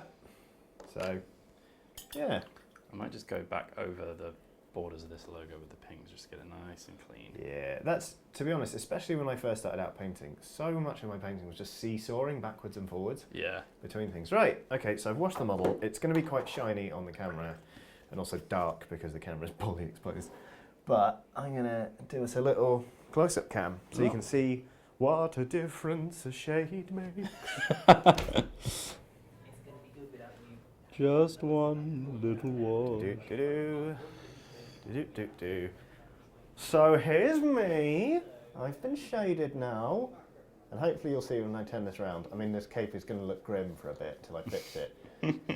See how the shade is sort of settled in here? Oh, that looks hideous. It's going to look hideous for a bit, but I'll fix it. The front looks really nice though, man. But yeah, front looks really nice. I'm sort of pleased with how this is coming together. For a try and get this whole thing done in 2 hours job, I've done worse. So I might Kieran finish this thing. Foster says, "You have inspired me to paint some models, Yes. so I am." Yes. Right. 2 shot. Show us the shiny boy. Right. Give us the girl and wipe away the debt. Started a new game of Bioshock Infinite recently. That does not hold up as well as I thought it would. Nope. That's my hot take. It's just not Bioshock, is it? No, it's not. By which I do not mean it doesn't conform to Bioshock's franchise values. I just mean it's not Bioshock 1. That's true. Bioshock 1 is just flipping excellent. Although, by all accounts, the Burial Beneath the Sea DLC was very good. for Yeah? Infinite. I've not played it. I've just heard it. Oh, that's So- the one where you go back to Rapture, though, right? That's right. Yeah. Well, yeah. I mean, that's the thing. Yeah, I don't like cream there, actually. Nah. Shade will sort that. Uh, Come on, it'll be fine. don't know. I do need Ooh. I want some brass on the top of that. Aww. Ooh. Ravensoul 1987. Johnny, little Evie just ran over to the TV screaming when she realised you were on it. She's now pointing, saying "ba," which means kiss. I think she may remember you. My heart. It's so lovely. This is why we're trying not to swear on the channel. We had, I think. yeah. Excuse me. When myself and Pete Stewart, who's a very good writer on Total War, were playing, I think, Star Wars Rebellion on our stream, our tabletop stream, back in the day, we were being joined by a guy whose username I can't remember, but a Twitch user who used to watch us. And we were like, "So what's everyone up to right now?" And he was like, "I'm waiting for the news to go back to the hospital so that I can see my baby being born or something." Oh. And we were like, "Oh God, right, okay. Let us know how that goes." And then like halfway through the stream, he was like, "I need to go. My baby's being born." Wow. I don't know why he was like. I don't know if he just wasn't allowed in the waiting room or something. I don't know what's going on. But then like on the next stream, the week after, they were like, "Just had a baby." That's so cool. Bavaria's Ox says Friday's painting stream's going to be a thing. This could help to work on the backlog. I think we also want to do live Let's Plays. And in the fullness of time when we're doing a full 7-day schedule, we will have a painting stream a week and a Let's Play stream a week. I think until we're at that point, we'll alternate. We'll do a Let's Play and then we'll do a painting and a Let's Play and a painting. Blah, blah, blah. Amazing. Durari, I think, says, putting magic cards in sleeves while listening to you guys is so very soothing. This is, I'm not going to lie to you, this is one of the things I was most excited about doing when I started to sort of drum up a content slate for Dicebreaker Video. It's just like, I just do chill streams. I did a couple on my personal channel just for fun a couple of times. And the last one I did ended up being something like 4 hours. Just opened a bottle of red wine and was like, let's paint some things. It took me 3.5 hours to get the close-up camera right. So Still haven't got that for this one. So. that's not a bad first attempt, anyway. I think we just literally need to get it closer. Yeah. Ironically, the close-up shot needs to be closer. It's just the HDMI cable running into the wall control panel for the stream isn't long enough. Such professionals are we. Come on. Fine. We started on this today, so I think they'll get nicer as I really things go on. need this shade to dry. So Yeah, that is one of the dry. issues about painting one model at a time. It's like, well, need to wait for this for like half an hour now. Yeah. Will live streams have a consistent day? Hopefully. We'll see. Yeah, Are we going to archive the streams as videos in case we miss some? Yeah, absolutely. Yes. Yeah. This will be up on this. The nice thing about streaming to YouTube is that it just makes a VOD as soon as you're finished. Yeah. And then it might process for a while, but Question for Wheels. Do you have any polar bear models? I don't know any polar bears now. Oh. But yes, to those asking, this will be available as VOD. Yeah, you'll be able to watch this after if you missed any of it, or you just want to put it on when you go to sleep. That's fine as well. Yeah. Question: what pet should my D&D character have waiting for her in the forest, and what should its name be? It should be Pine Martin, because Pine Martins are cool. They are. Oh, I thought that was the name. No. It's like Martin, but they're in the forest, so they're Pine Martin. They're Pine Martin. I mean, There's something quite funny about a Pine Martin called Martin. Yeah. Thoughts on making a Dicebreaker Discord? Good idea, actually. yeah, not bad idea at all. Let's.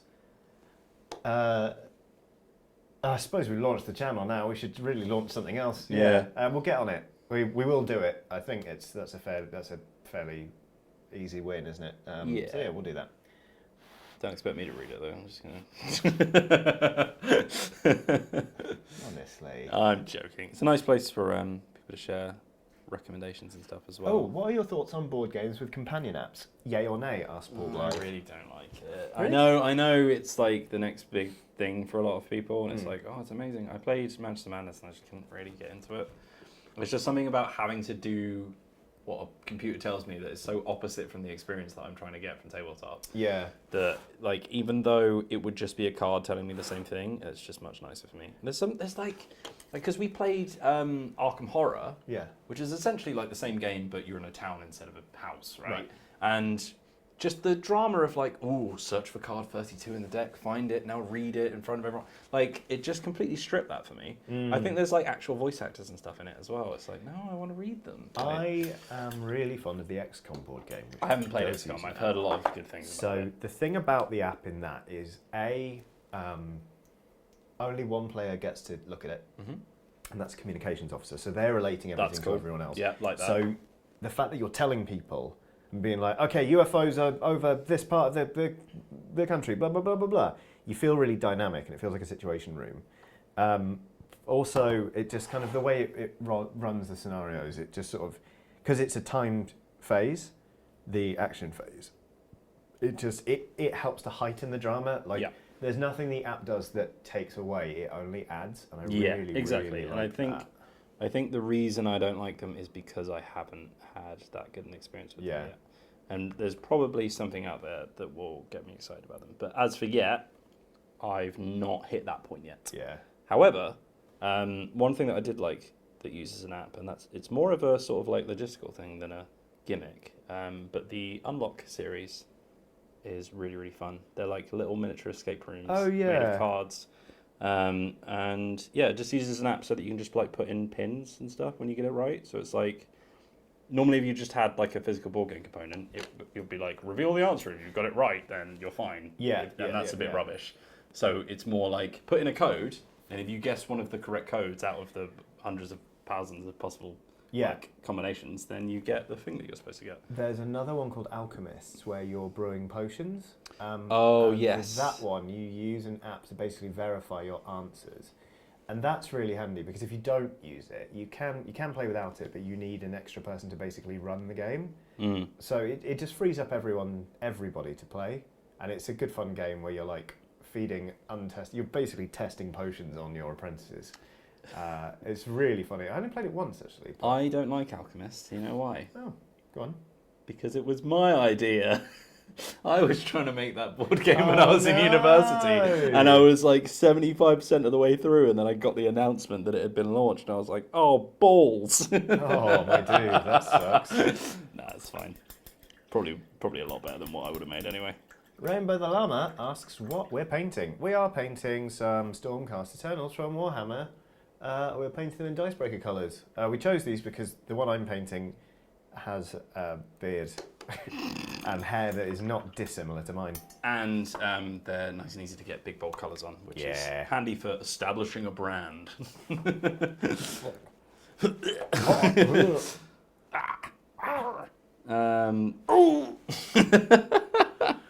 Sorry, we're both very into Oblivion. There's become a real trend in the office of just impersonating the Emmett Lefebvre.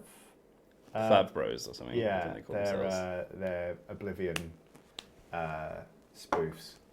They're very funny. You die. Stay on the road. It's the Daedra. You'll see. By the Nine Divines. Assault. So this is 60% of our working day. It's just going.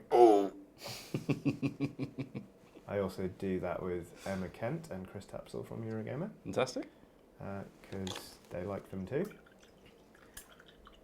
It's a real fun time. Question from Jake the Pirate, who says, what game did you expect to love but bounced off? Ooh, good question. Man.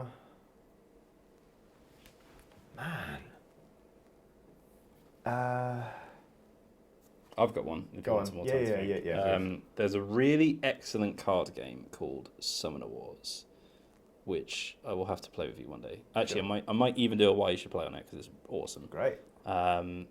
It's essentially, it's kind of like a deck builder, but the deck's basically built for you, which I'm a big fan of. That's why I'm quite into Keyforge. You can then customize it afterwards if you want to, like a more advanced version, but you don't have to, which is nice. But also, it's played on a big grid. Yeah. So instead of just playing a card into a row, you actually put them into position, move them around, shoot and attack with them. So it's almost like a little miniature game out of cards. Yeah. It's really, really good. So they made a spiritual successor called Clan something, Crystal Clans. Right. And it just didn't live up at all. Oh, no. Just in the slightest. And we streamed it and I was like, because I didn't want to dunk on it or anything because we weren't like a review channel. We were just doing a Let's Play. So I was like, oh yeah, that was fun. And then at the end of the stream, I was just like, God, that was disappointing. Oh, no. I really wish this was Summoner Wars. Oh, I've got mine, Mage Knight. Mage Knight's a very, very big board game by Vlada Chvatil, whose name I never know how to say. I think you got that. He's the guy who made Code Names. He's made Galaxy Truckers.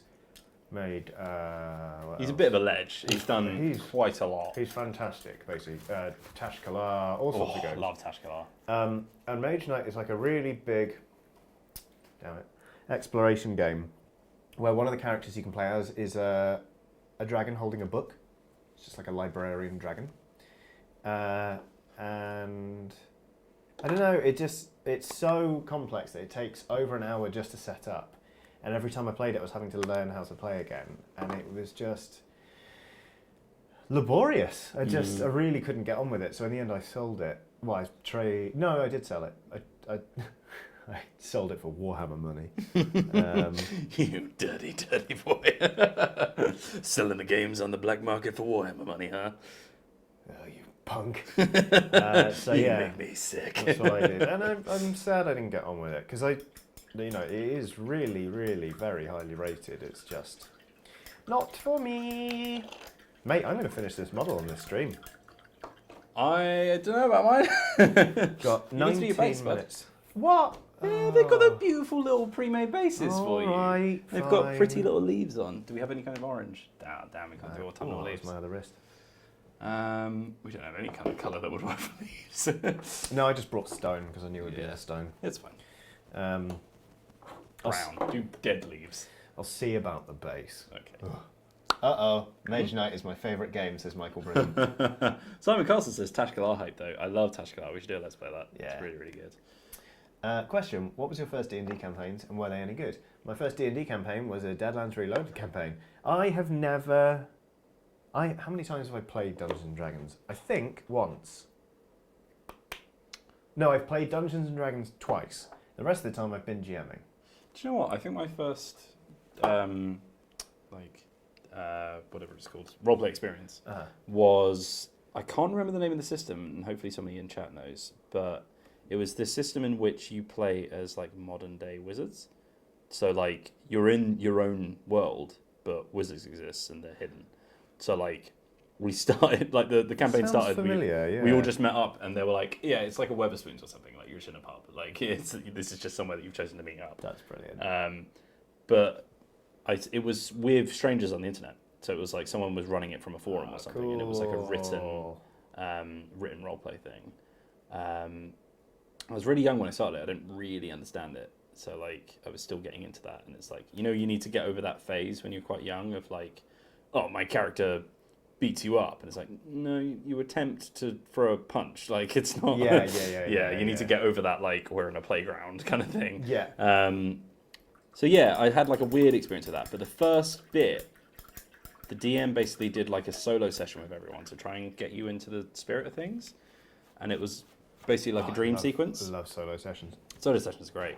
Yeah, it was basically like a dream sequence, and it was like my character like was in a dark, dingy street, and then like it people are asking, which is it? Unknown Armies, Mage the Ascension. I genuinely can't. I was like 16, so it was a long time ago. Not that bloody long ago. Young whippersnapper. It just means it's longer for you, Johnny.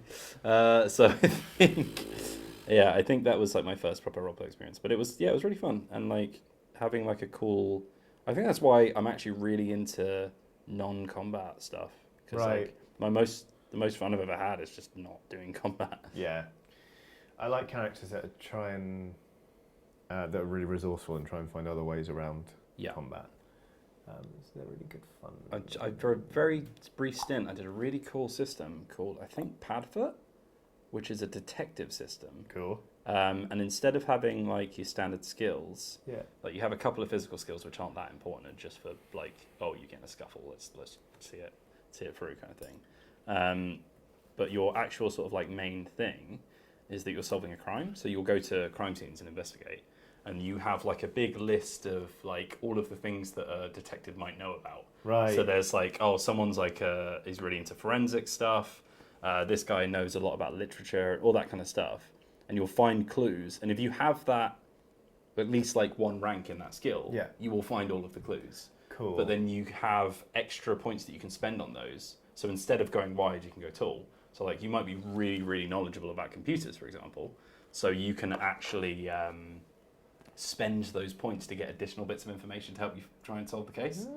So I think that the guy had like made the system because he'd done investigative games in other systems, and because you have to roll to succeed on everything, you'd end up only getting about 25% of the information that you'd need to solve the case. So it's like, you know, if you watch any kind of crime procedural, like they have all the info from the start. It's the way that you piece it together that's interesting, not just I managed to randomly figure out that there was a sock here, you know.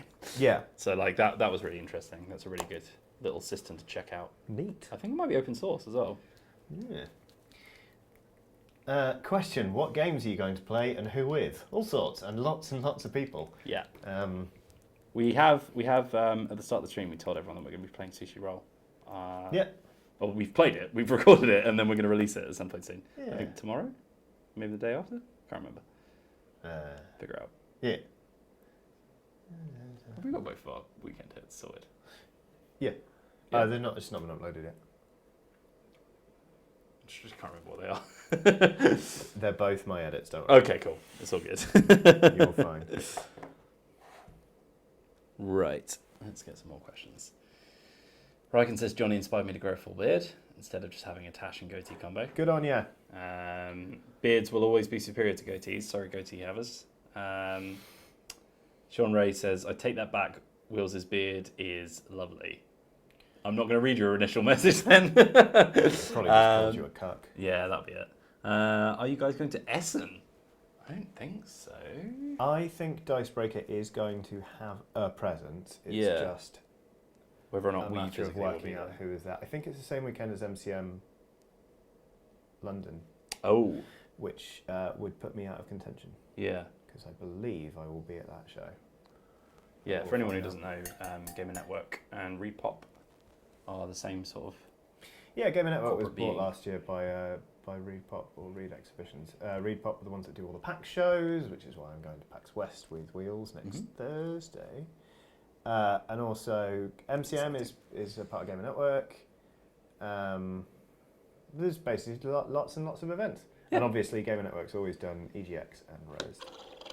So, ooh boy, how about some sloppy highlighting, Johnny? Do you want to do some of that? Sure I do, Johnny. Let's really get in there and make some bad choices. Ooh boy.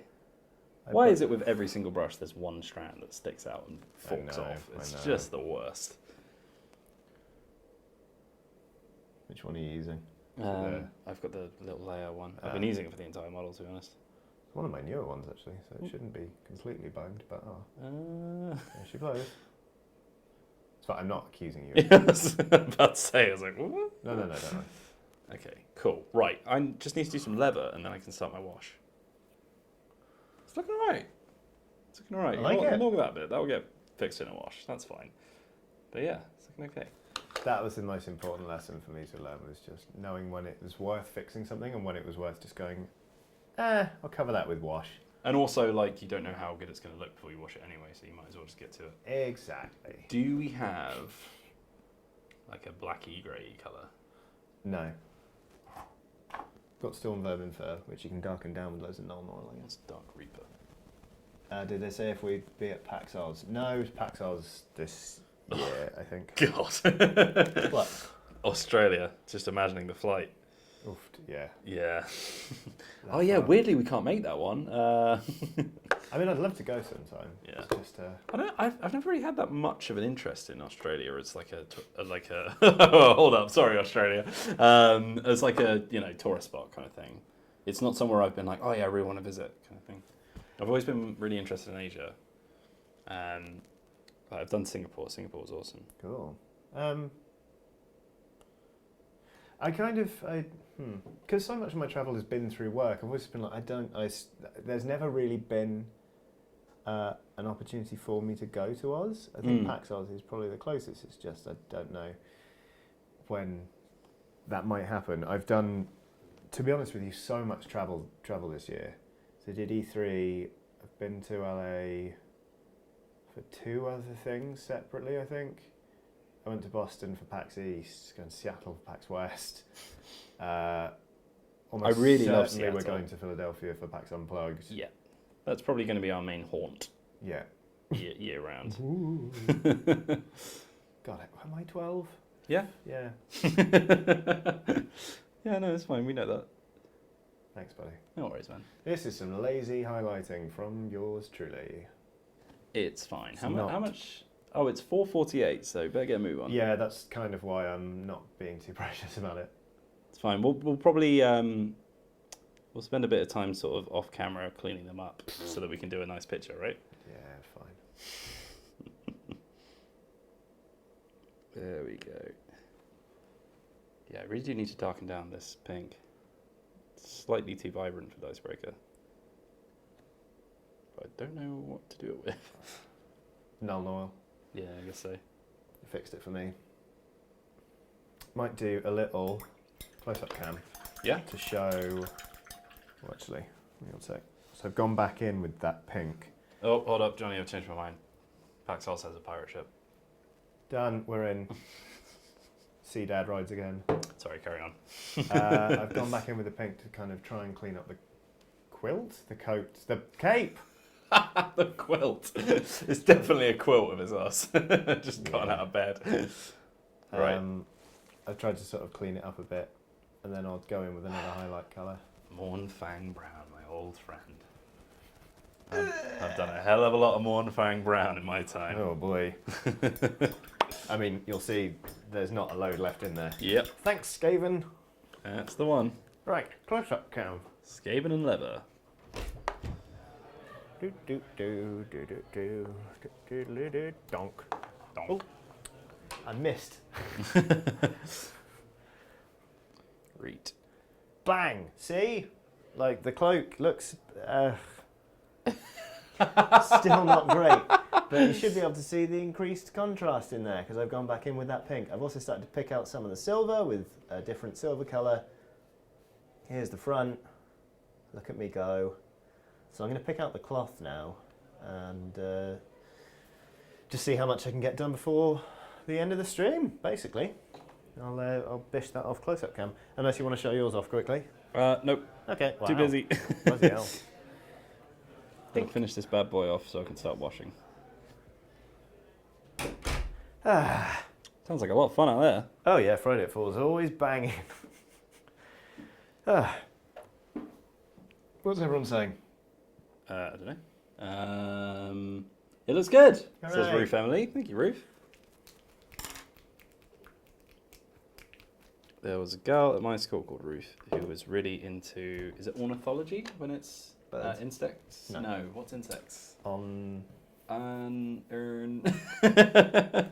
bugs and that.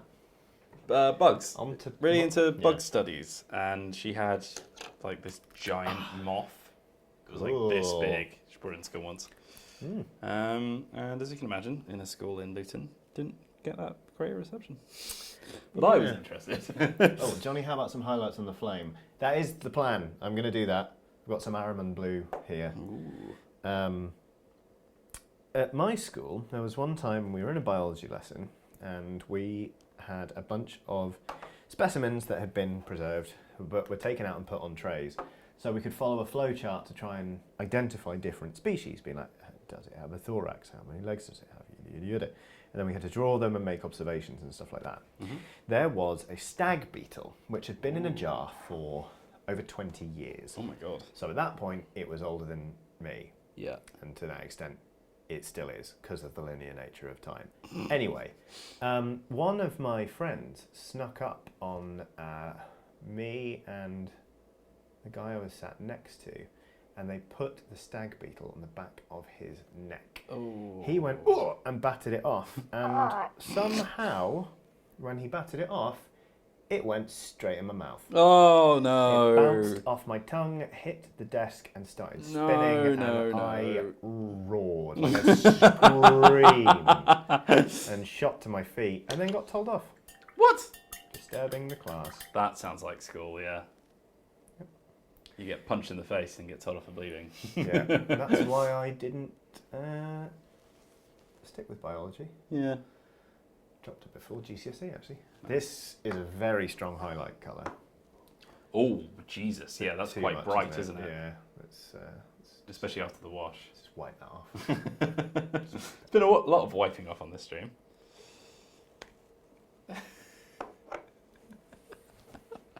I'm going to mix. I'm going to do a bit of mixing and darken it back down with some of the base. Idea. A giant mechanised stag beetle. You stop that, Robin. Doop, doop, doop. Right. Oh, for God's sake, Will, stop getting bits on the paint that you've just done. Good, he started talking to himself. Yeah, it was inevitable. Yeah, then maybe that'll do. Let's see. A bit. Yeah, that's better. It's a bit more neutral. Maybe that bit. To be honest, I don't mind if it's slightly messy because it's been so long since I've actually painted. I'm just aware of the fact we've got... Oh, God, 5 minutes! Come on, me. Can we go slightly longer than 5? How much? I need to leave, Okay. unfortunately. Right. Otherwise, I'd be delighted to go until 5:30 or something. Let's get this gosh darn wash then. Let's wash the heck out of this model. Gosh darn wash. Let's do this. Right. There What do we you use to go. wash this Frayed Boy? Yeah, Cool. it's my favourite shade brush. What we're going to do is we're going to grab Null Oil and go over the entire model, which is my washing technique. Yep. Lovely Null Oil. God damn it, I wish you knew more Peep Show references so I could make more jokes. Sorry. Oh dear. Any Peep Show fans in the chat? You can just make them for you instead. If you keep making the references, eventually they're jokes in their own right. Yeah. Soothing, isn't it? But that's the fun thing about reference humour. It's not actually funny in its own right. You're just referencing another thing. That's true. It's kind of mimetic, isn't it? Animetic. Mimetic. Oh, yeah. I was saying animetic. I was like, what's that got to do with anything? Metic is something that makes you sick. Like beer. Yeah. I gave Wheels an emetic. Oh yeah, what'd you give him? Half a pint of London Pride. Half a pint is adventurous. Probably throw up after the first few sips. Wow. I think it's like... Because eventually it makes me ill, but also my brain is just like, no, beer, no, get rid of it, no. Panic stations. Sorry, I literally just laughed at your misfortune there. No, it's fine. I really don't care about beer at all. Okay. Beer doesn't care about you, Wheels. Yeah, I imagine it doesn't. It's an inanimate object. Yeah, just slap that wash on. Not a care in the world. That wash. Okay. Not a care in the world. Oofed. Turns out non-oil doesn't look great on the pink either. No. It's really hard to wash bright colours, isn't it? It really is. Yeah. Oh, damn it. I just spotted a bit of the glove. Oh well. Just not my tidiest work. But you know what? It's For fine. a 2-hour job, could be worse. Calidor Sky, that was the highlight colour we got, wasn't it? Don't forget to like, subscribe, and clunk the can. Yeah, I we think can is show that probably a fine comment from Carl Erickson, but thank you, YouTube. Slightly too close to cuck for YouTube, maybe. Maybe. And for us. Ooh, yeah. Mm. God, I love no. Oh yeah, clunk the can. Oh, a Dicebreaker video. Oh, we do have fun. Oh, there's already Caldor's going on there. Shut my mouth. That I would. Oh yeah, that's a really nice highlight. Ooh, delightful. I'm into that. That's good. Carabao Crimson is very good, Will. Yes. Will? Will's here, yeah. I like Will a Will lot. here was here from the start. I just hadn't managed to read out any of his comments because they kept flicking by. Hi, Will. Hello, Will. Will's really good. Will is friends with my friend, Lucy. What? I know. It is a small world. It's especially small with Lucy because she seems to know literally everyone. Well, I don't know Lucy. Well, I'm sure she knows Chris Pratt. Who doesn't? Yeah, that's true. It's everywhere. So you've at least got a mutual friend apart from me. He showed up to the pub after we launched. That was nice. Did. Shout out to Chris Pratt. Gave him a hug. Bought Annie a gin and tonic. Didn't buy him one. Not old enough. He's only 2 years younger than me. Yeah, I know. It's just my beard ages me. Do you know why I have such a big beard? No. It's because I say such a big beard, like it's massive. Even though I've just shaved it. But I don't have a chin. I don't like my neckline. Yeah, That's I don't partly why have. I have a beard. I have the weakest chin in the world, so I just have a beard to cover it up, and that's my little life hack for anyone who's got a weak chin and is not a big fan of it. Yep. Not that there's anything wrong with weak chins, just I'm not a big fan of mine. Yep. I think it's fair. Get yourself down to growing a beard and pick one up today. Gonna rock down to Beard Avenue. That was... Look, you're the one who said get yourself down to growing a beard. I was doing what I could with the materials you gave me. fine. God, it's hot in here, by the way. It really, really I am is. sweating. Yeah. It's Oh. fine. It's probably the lights, I guess. This highlight is fine, but not good. Oh God, this no just doesn't like the pink.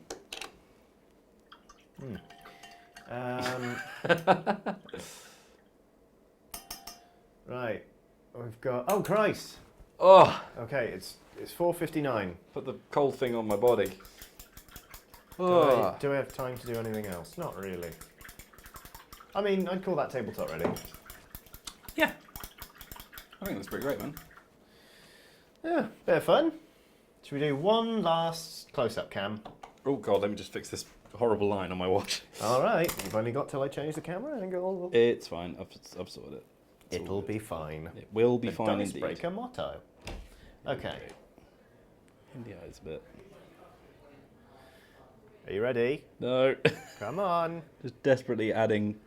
For some reason, only one of the eyes is picked up any wash. There we go, Michael. that'll do. Yeah, I'm done. Yeah, no, I did it. Wait. Oh, that is dark. It's gotten darker over time. It hasn't really has. There we go. Don't know how to fix it. I do like the fact that we offset each other's colours. Yeah. There we go. So, So here it is.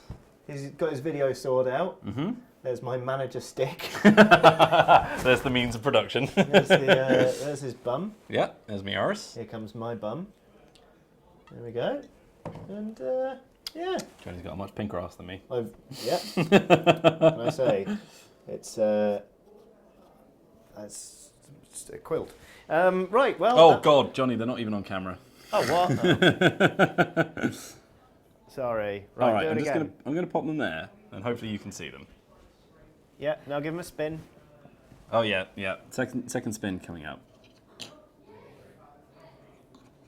Ooh. Cool. Looking pretty nice. And now we're going to do a super slick outro, and then I'm going to stand up and walk out of the room again And to change it to our end slate. But yeah, thank you all so much for watching. There are 539 of you left, but at one point there were like 700. Yeah, shout out to all of you, guys. Great. To be honest with you, launching was scary, but it's gone better than I dared to hope. So I'm really, really pleased with it, and I think we're going to have some nice fun on this channel. I certainly had some nice fun today. Aww. So yeah, we'll be back tomorrow with more video. So you have a lovely Friday evening, and we'll do the same. And Wheels, I'm going to go change the thing. You see us out. Cool. Thanks very much for watching our first ever live stream, where we've been painting some Stormcast Eternals in the delightful pink and navy colour scheme of Dicebreaker. If you've enjoyed this, we've got 4 other videos, a whole 4 other videos for you to watch if you haven't seen them already. And then we'll of course have more tomorrow and the day after. We're going to be posting 5 days a week from Wednesday to Sunday, probably at different times each day, but we'll get around to being a bit more regular. But thanks very much for watching. See you soon, and break them dice. Yeah, hug your loved ones. Bye.